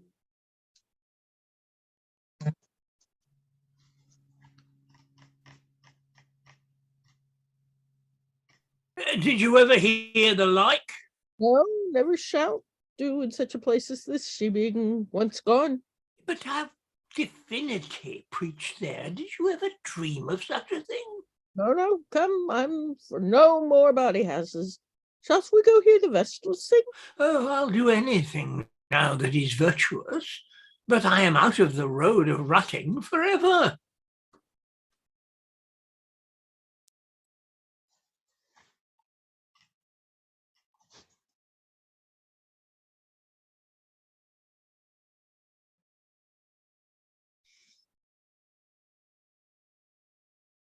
Well, Still, I had rather than twice the worth of her she had never come here. Fie upon her. She's able to freeze the god Priapus and undo a whole generation. We must either get her ravished or be rid of her, when she should do for clients her fitment and do me the kindness of our profession. She has me her quirks, her reasons, her master reasons, her prayers, her knees, that she would make a Puritan of the devil if he should cheapen a kiss of her. Faith, I must have ravished her, or she'll disfurnish us of all the charity and make us swear as priests. Now the pox upon her green sickness for me. Faith, there's no way to be rid on't, but by the weight of the pox. Here comes the Lord Lysimachus disguised. We should have both lord and loan, if their peevish baggage would give away to customers. How now, our dozen of virginities? Now the gods to bless your honor. I'm glad to see your honor in good health. You may, so 'tis the better for you that your resorters stand upon sound legs. How now? Wholesome iniquity have you, that a man may deal with all and defy the surgeon? We have here one, sir, if she would, but there never came her like in Medellin. If she do the deeds of darkness, thou wouldst say. Your honor knows what 'tis to say well enough. Well, call forth, call forth. For flesh and flowers, sir, white and red, you shall see a rose, and we were rose indeed, if she had but. What, prithee? Oh, sir, I can be modest. That dignity's the renown of a bawd, no less than it gives good report to a number to be chaste. Here comes that which grows to the stalk. Never plucked yet, I can assure you. Is she not a fair creature? Faith, she would serve after a long voyage at sea. Well, there's for you. Leave us. I beseech your honor, give me leave a word, and I'll have done presently. I beseech you do. First, I would have you note, this is an honorable man. I desire to find him so, that I may worthily note him. Next, he's the governor of this country, and a man whom I am bound to. If he governs the country, you are bound to him indeed. But how honorable he is in that, I know not. Pray you, without any more virginal fencing, will you use him kindly? He will line your apron with gold. What will he do graciously? I will thankfully receive. Have you done? My lord, she's not paxed yet. You must take some pains to work her to your manage. Come, we will leave his honor and her together. Go thy ways.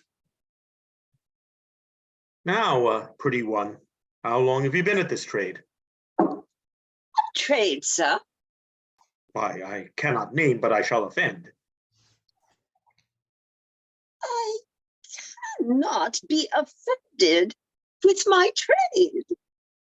Please you to name it. How long has you been of this profession? Ever since I can remember.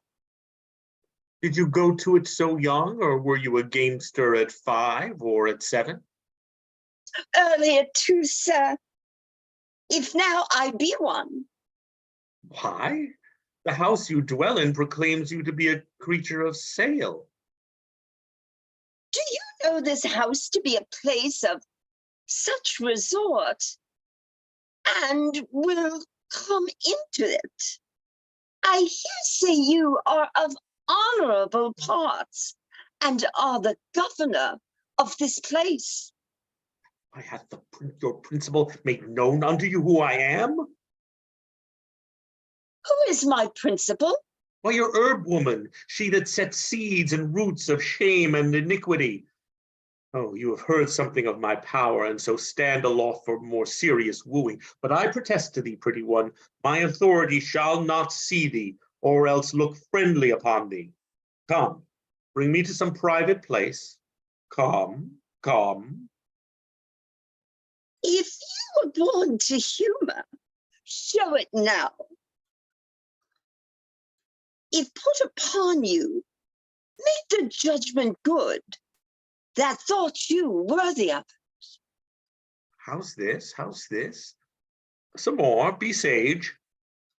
For me, that am a maid, the most ungentle fortune have placed me in the sty, where, since I came, diseases have been sold dearer than physic.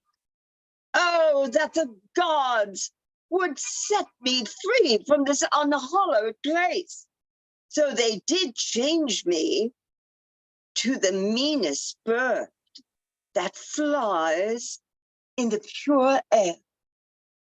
I did not think thou couldst have spoke so well, ne'er dreamt thou couldst.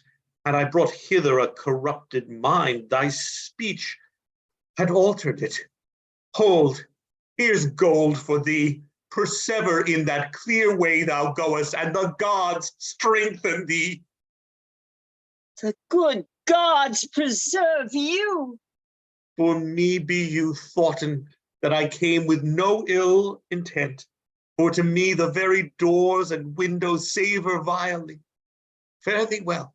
Thou art a piece of virtue. I doubt not but thy training hath been noble. Hold, here's more gold for thee. A curse upon him.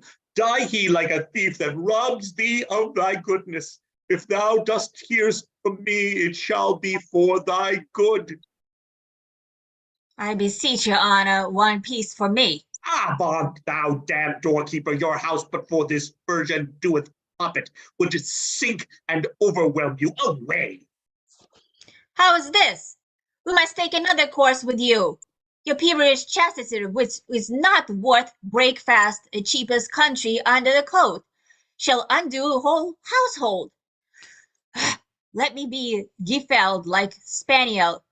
Come, your eyes. Whither would you have me?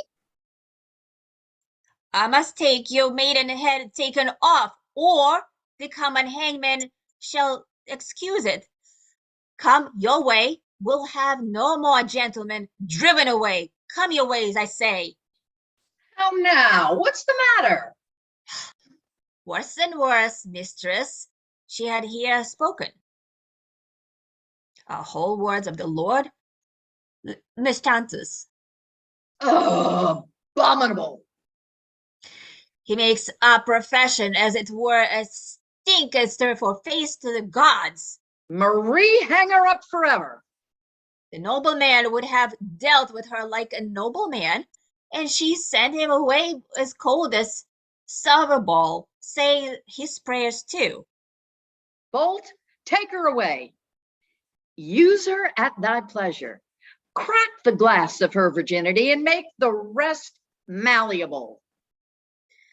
And if she worthy for your piece of ground, then she shall be plowed. Hark! Hark! You gods! She conjures. Away with her. Would she had never come within my doors. Marie, hang you. She's born to undo us. Will you not go the way of womankind? Mary, come up my dish of chastity with rosemary and bays. Come, mistress, come your way with me. Whither wilt thou have me? To take from your yet jewel, your hold so dear. Prithee, tell me one thing first. Come now, you one thing. What sayest thou with thine enemy to be? Why, I could wish him or be my master or rather my mistress? Neither of these are as bad as thou art, since they do better there in their command. Thou holdest a place for which the painted as fiend of hell would not in reputation change.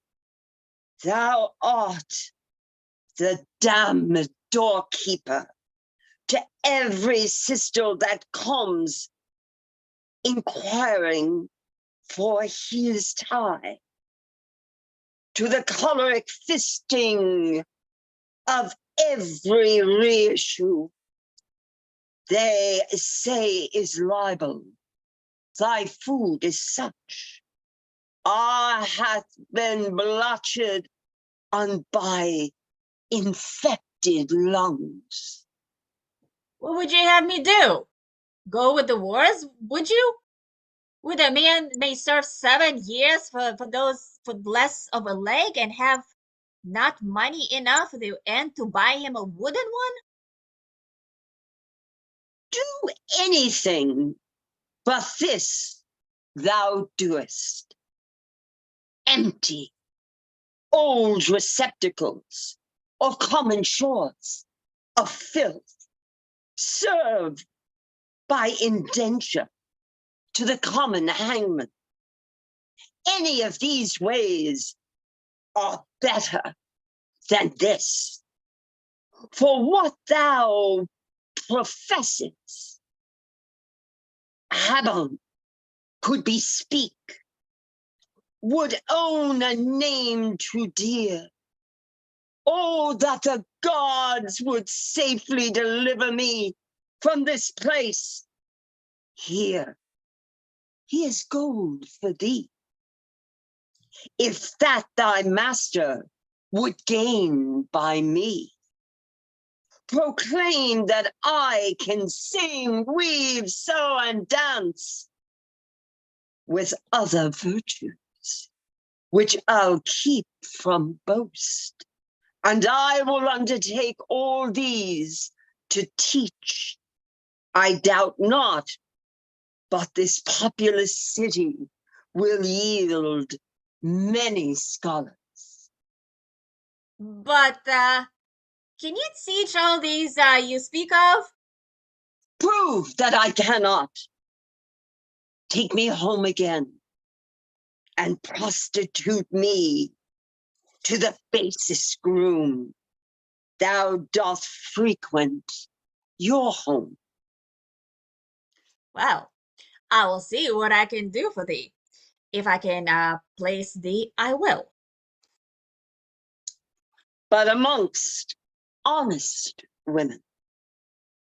Faith, my acquaintance lies little amongst them, but since my master and mistress had brought you, there's not going to be their consent. Therefore, I will make them acquainted with your purpose. I doubt not, but I shall find them treatable enough. Come, I'll do for thee what I can. Come, your ways. Marina, thus the brothel scapes and chances into an honest house, our story says. She sings like one immortal, and she dances as goddess-like to her admired lays. Deep clerk she dumbs, and with her needle composes nature's own shape of bud, birch, branch, or berry.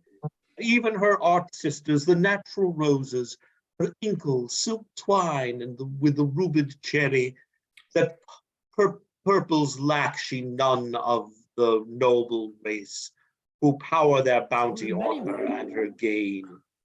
She gives the cursed board, here we her place, and to her father turn our thoughts again. Where we left him on the sea, we there left him left, where driven before the winds he is arrived, here where his daughter dwells, and on this coast, suppose him now at anchor, the city strived, God's Neptune's annual feast to keep, from whence Lysimachus, our Tyrian ship, espies, his banner sable trimmed with rich expense, and to him in his barge with former highs, In your supposing once more put your sight of heavy Pericles, think this his bark, where what is done in action, more if might, shall be discovered.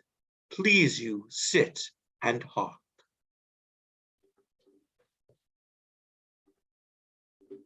Where is Lord Helicanus? He can resolve you. Oh, here he is, sir. There is a barge put off from Mytilene, and in it is Lysimachus, the governor, who craves to come aboard. What is your will?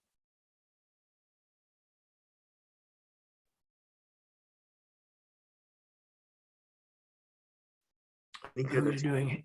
Oops. Who's Oh, that the heaviest. Call upon some gentlemen. Oh, gentlemen, my lord calls. Doeth your lordship call? Gentlemen, there is some worth could come upon. I pray greet him fairly. Sir, this is the man that can in aught you would resolve you. Hail, reverend sir, the gods preserve you.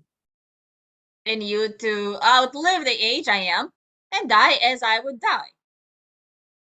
You wish me well, being on shore, honoring of Neptune's triumphs. Seeing this goodly vessel ride before us, I'm made to it to know of whence you are. First, what is your place? I am the governor of this place you lie before. Sir, a vessel is of Tyre.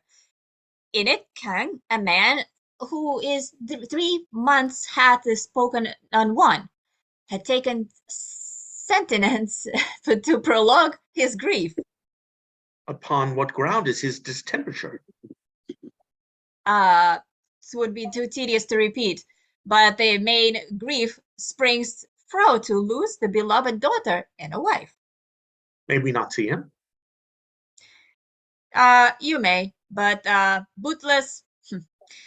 In your sight, he will not speak of any. Yet let me obtain my wish. Behold him, this was a goodly person. Till the disaster that one moral wight drove him to this. Sir King, all hail, the gods preserve you, hail, royal sir. It is in vain, he will not speak to you. Sir, we have a maid in Mytilene, I durst wager would win some words of him. Oh, 'tis well bethought. She questionless with her sweet harmony and other chosen attractions would allure and make battery through his defend parts, which now are midway stopped. She is all happy as the fairest of all, and her fellow maids, now upon the leafy shelter that abuts against the island side. Sure all effectiveness, yet nothing will omit that Beerless recover his name. But since your kindreds we have stretched thus far, let us beseech you, that for our gold we may provision save, whereas we are not destined for we want, but where the soundness. Oh, sir, a courtesy, which if we should deny the most just gods for every grass would send a caterpillar, and so inflict our pet province. Yet once more, let me entreat to know at large the cause of your king's sorrow. Sir, I will recount it to you, but see, I am prevented. Oh, here's the lady I sent for. Welcome, fair one. Is not a goodly present? She is a gallant lady. She's such a one that were I well assured came of a gentle kind and noble stock, I do wish no better choice, and think me rarely to wed. Fair on all goodness that consists in beauty, expect even here where there is a kingly patient, if that thy prosperous and artificial fate can draw him but to answer thee in aught, thy sacred physic shall receive such pay as thy desires can wish.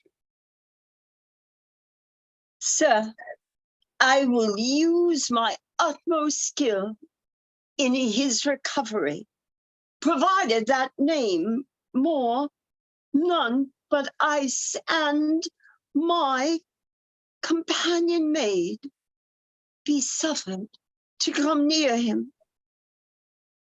Come, let us leave her, and the gods make her prosperous. Marking your music, No, nor look it on us. See, she will speak to him. Hail, sir, my lord, Lendir.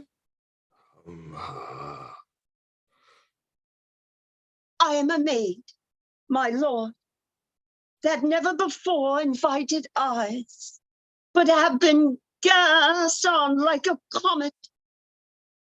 She speaks, my lord, that maybe hath endured a grief, might equal yours, if both were justly weighed.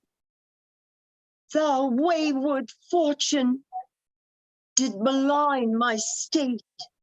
My derivation was from ancestors who stand equivalent with mighty kings, but time hath resisted out my parentage, and to the world an awkward casualties bound me in servitude.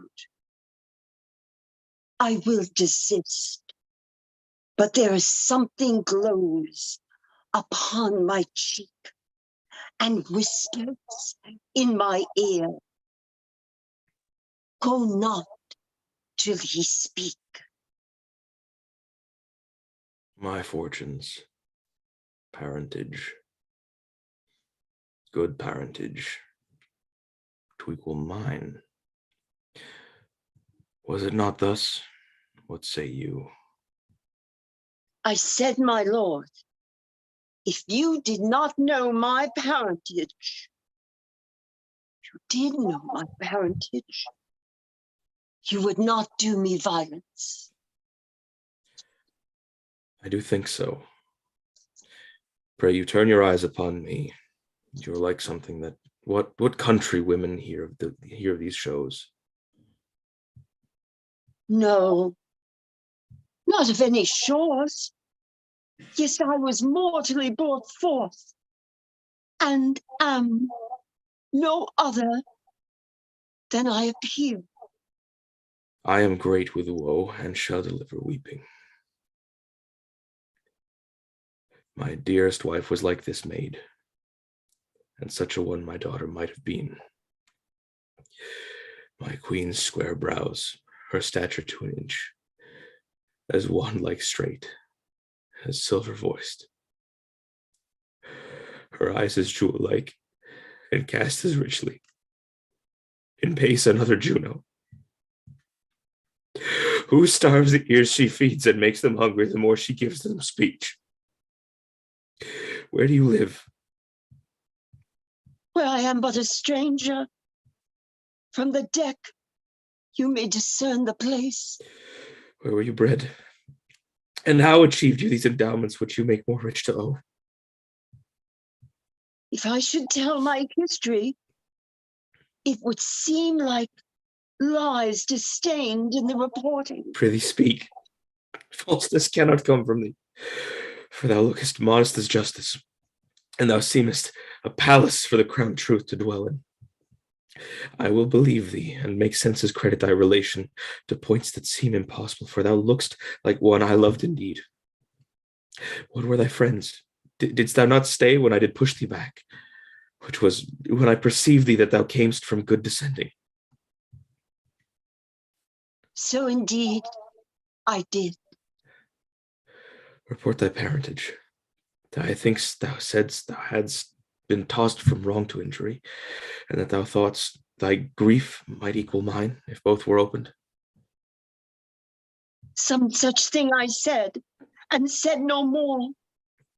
But what my thoughts did warrant me was likely. Tell thy story. If thine considered prove the 1,000th part of my endurance, thou art a man, and I have suffered like a girl. Yet thou dost look like patience, gazing on kings' graves and smiling extremity out of act. What were thy friends? How lost thou thy name, thy most kind virgin? Recount, I do beseech thee. Come, sit by me. My name is Marina. Oh, I am mocked. and thou by some incensed god sent hither to make the world to laugh at me. Patience. Good. Or here. I'll cease. Nay, I'll be patient. Thou little knowest how thou to startle me to call thyself Marina. The name was given by one that had some power. My father and a king. How? A king's daughter and called Marina? You said you would believe me, but not to be a troubler of your peace. I will end here. But are you flesh and blood? Have you a working pulse and are no fairy motion? Well, speak on. Where were you born and wherefore called Marina? Call it Marina, for I was born at sea. At sea, what mother? My mother was the daughter of a king who died the minute I was born. As my good nurse, Lycordia, had often delivered weeping. Oh, stop there a little.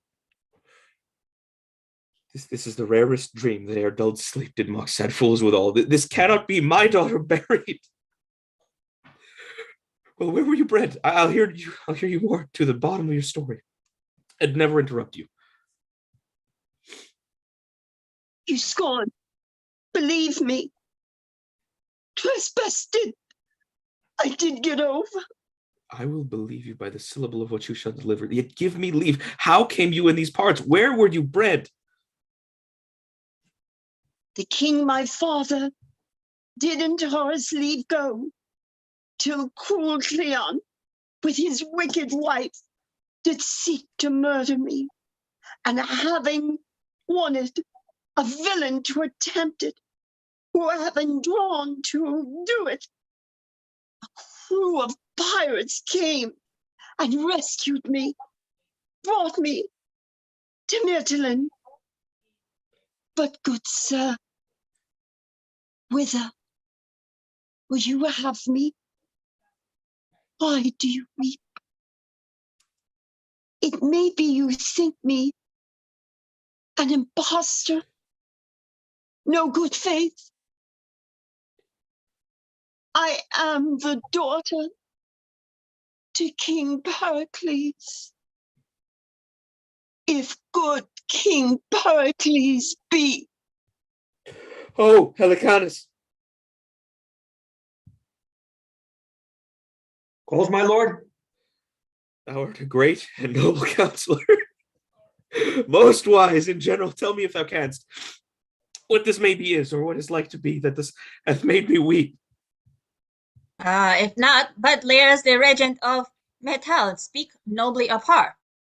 She never would tell her parentage, but being demanded that she would sit still and weep. Helicanus, strike me on it, sir. Give me a gash. Put me to present pain, lest this great sea of joys rushing upon me, or bear the shores of my mortality and drown me with their sweetness. Oh, come hither, thou that begetst him that did thee beget. Thou that was born at sea, buried at Tarsus, and found at sea again. Oh, Helicanus, down on thy knees. Thank the holy gods as loud as thunder threatens us. This is Marina. What was thy mother's name? Tell me, but that for truth can never be confirmed enough, though doubts did ever sleep. First, sir, I pray, what is your title? I am Pericles of Tyre. But tell me now my drowned queen's name, as in the rest you said, thou hast been godlike perfit, the heir of kingdoms, and another like to Pericles thy father. It is no more to be your daughter than to say my mother's name was Thaisa. Thaisa was my mother, who did send the minute I began. Now blessing on thee. Rise. Thou art my child. Give me fresh garments. Mine own, Helicanus. She is not dead at Tarsus as she should have been by savage Cleon. She shall tell thee all when thou shalt kneel and justify in knowledge. She is thy very princess. Who is this? Sir, 'tis Governor Madeline, who's hearing your melancholy state, did come to see you. I embrace you. Give me my robes. I am wild in my beholding. Oh, heavens bless my girl. But hark, what music tell Helicanus, my Marina, tell him or point by point, for yet he seems to doubt. How sure you are my daughter, but what music? My lord, I hear none. None, the music of the spears. List, my Marina. It's not good to cross him, give him way. There are sounds, do you not hear? Music, my lord, I hear. Most heavenly music, it nips me unto listening, and thick slumber hangs upon my eyes. Let me rest. A pillow for him, his head, so leave him all.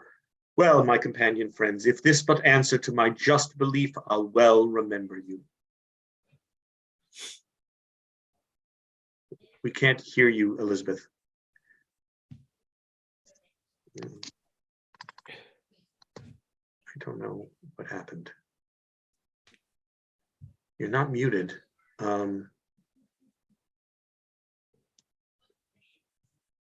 Hey, Nay. Yeah, now you can. Now go ahead. Okay.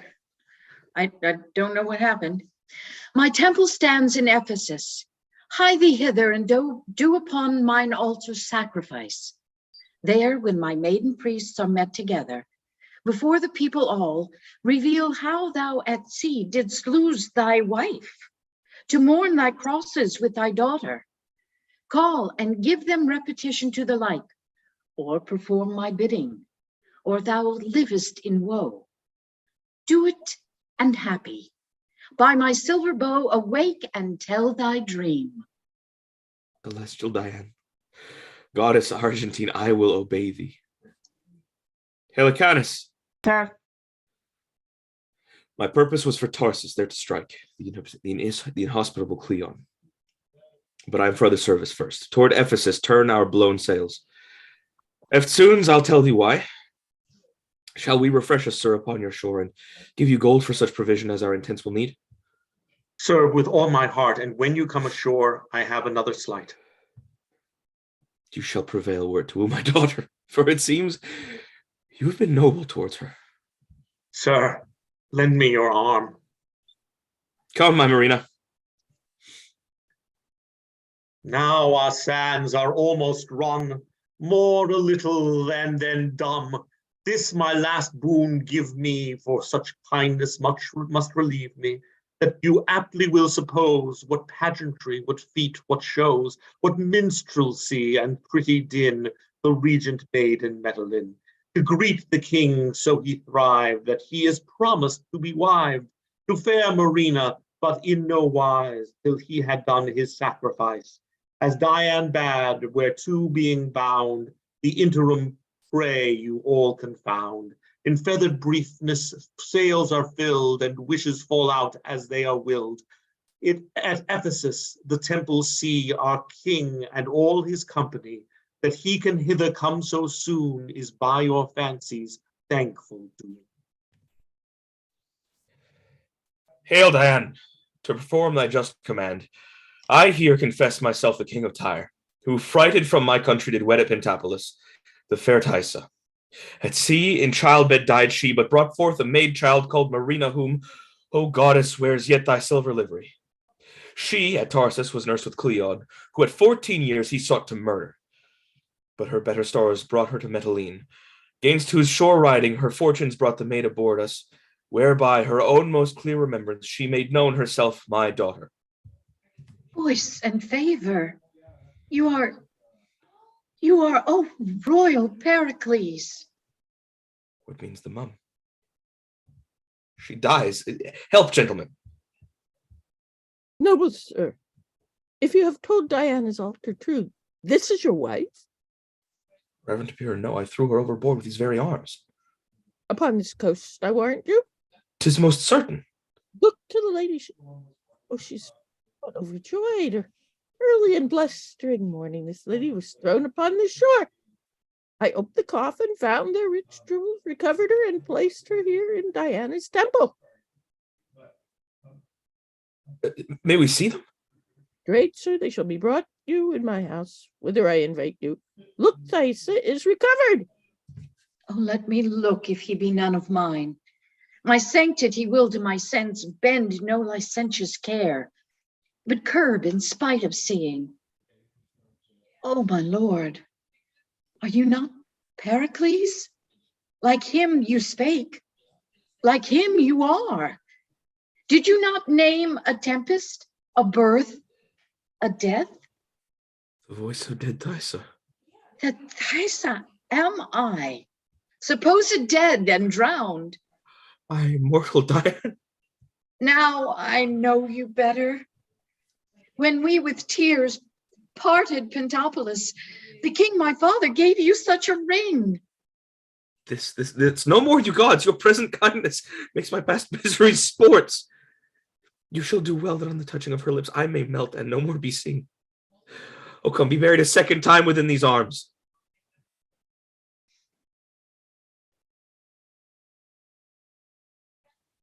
You're muted, Francie. My heart leaps to be gone into my mother's bosom.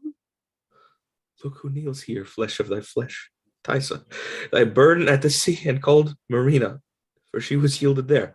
Blessed and mine own.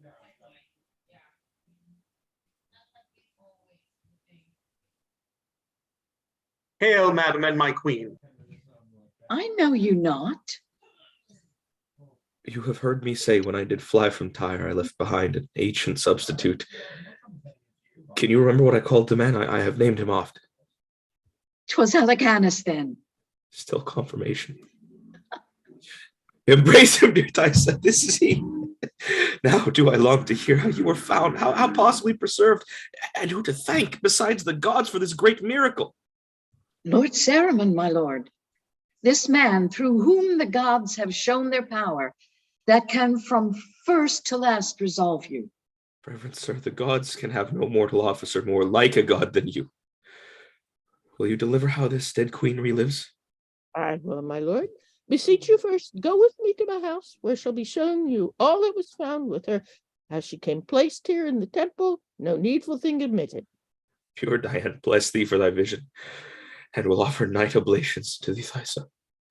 This prince, the fair betrothed of your daughter, shall marry her at Pentapolis. And now this ornament makes me look dismal like clipped of form. And what this 14 years no razor touched to grace thy marriage day, I'll beautify. Lord Saruman hath letters of good credit. Sir, my father's dead. Heavens make a star of him. Yet there my queen will celebrate their nuptials.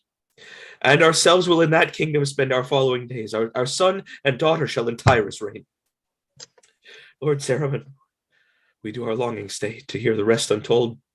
Sir, leads the way. In Antiochus and his daughter you have heard of monstrous lust and the due and just reward. And Pericles, his queen and daughter seen, although assailed with fortune fierce and keen, virtue preferred from fell destructions past, led on by heaven and crowned with joy at last. And Helicanus may you well descry a figure of truth, of faith, of loyalty. And Reverend Saruman, there well appears the worth that learned charity I wears. For wicked Cleon and his wife, when fame had spread his cursed deed, the honored name of Pericles, who raged the city, turned, that him and his they in his palace burned. The gods for murder seemed so content to punish, although not done, but meant.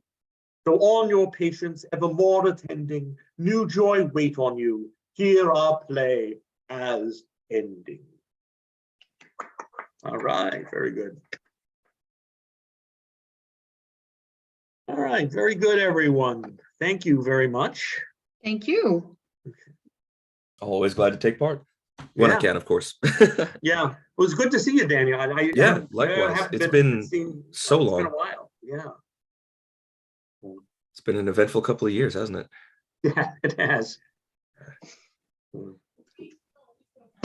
thank you, Francie and Nika. Thank you so much. Yeah. Thank you. Yes, thank you all. Good job, everyone. Well done. It Thanks, was Paul. a pleasure. So anybody have any You're muted, Paul. Yeah. I'll take it what you were saying was any final thoughts. It's a difficult play because without the ability to do the split between the whorehouse and the story, which we're doing in a reading, it's difficult to create the difference between those two. So you don't get the play within the play sort of effect of it. And I actually found one of the lines, I think as a first sailor early on, there were words that I had no idea what they were. And I did a considerable amount of research on the web, and that was only marginally helpful. So there's a lot of old English words in this that it's very difficult to find out what they mean, which is a pain in the butt, unfortunately. Right. No, I agree. Go ahead. I had a technical problem.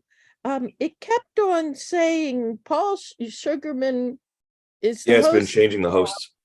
and Now you're the host. it went over every time it said Sugarman is the host now, it blotted out my lines as I was reading them. Oh, yeah. Oh, no, I didn't. Oh, okay, yeah. I You just did mean it up on in the top the- right-hand corner. Right, on the PDF. Yeah. I don't know. I just saw it again, and I don't know. I don't know. I thought it was just me because I had been the co-host, but it was apparently is everyone. No, it's been getting No, all of us. it comes up, but I only get it up as a little banner up at the top right. Right. So that's not a problem. Yeah, The where my problem is lines that so many people don't use real computers for this. Yeah, sorry about that. I was all set. I had my whole booth thing set up and I had difficulties. Or alternatively, they use Macs, which are an Oh. anathema to Zoom. Well, I just Total- am not used to a laptop. Yeah. everyone, Are you off, Eleanor? Good. Yes. Yeah, I'm afraid I have to get going as well. I've got a shift at the restaurant in about an hour, so I have got Okay. to run. Nice right. to work with Lovely. you, sir. Likewise, it's been lovely Yes, seeing it you all was again. lovely to meet you, Daniel. Yeah. And, my love Good. to everyone that wasn't on the call today. I hope to see you again Yeah. soon. Yep. Great. I hope so too. Okay, All right, I Derek, think- I'm gonna say bye and I'll see Yeah, you me later. too. I think. Yeah, I think bye-bye. we're all- Cheers. Okay. Thank you, everyone. It was a pleasure. Thank Bye. you. Bye. I just want to say, anybody who is a fan of Anne Hampton Cathaway, great singer, she's doing a show with her sister at 54 Below tonight at 7:00, and they're live streaming it. Costs about $28.50 to $28.50 to actually join the live stream. But if you are interested, that's available. And tomorrow night they're doing a Sondheim review sort of show, again for the same price. My daughter is an Anne Hampton Callaway fan, so she's in Mamma Mia at the moment and playing Rosie. So I've got to record it for her, or try to record it for her anyway. Good show. Thank you. Hey, Paul.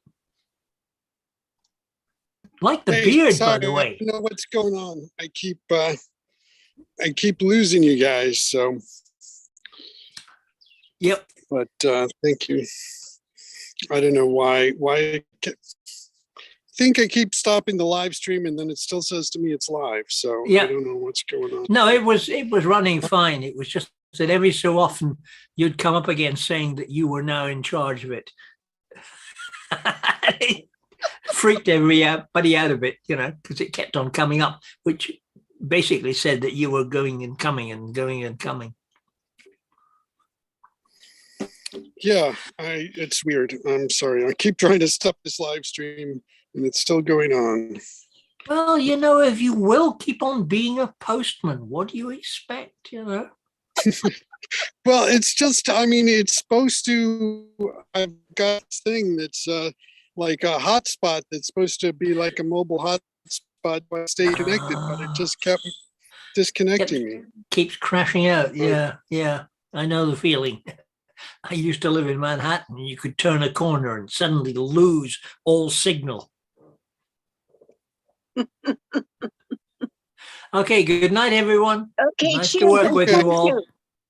Thank you, Paul, so much. It was wonderful. Thank you. Thank you, Paul. Thank you. Thank you. Cheers. Thank you guys for doing Thank it. you. Thank you. Take care. And also, thank you being for so tolerant on the last show where David and Ben and I continued chatting till midnight. That was very kind of you to let that keep going. Yeah, well, it's great. I'm glad you guys. Well, being stuck in London, it's nice to chat to all the old chums. Bye.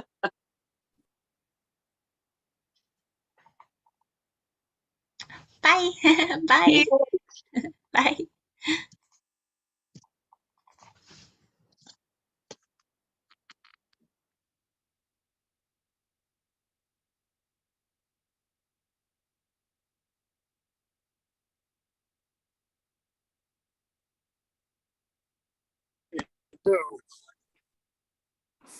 I guess I don't know what's going on. I think I need to end this just to stop it because I can't seem to stop it otherwise and it keeps starting recording. Yes, you're Stop the watching. juice. All right. Well, thank you all and goodbye. Godspeed. Bye. Cheers. Goodbye. Thank you.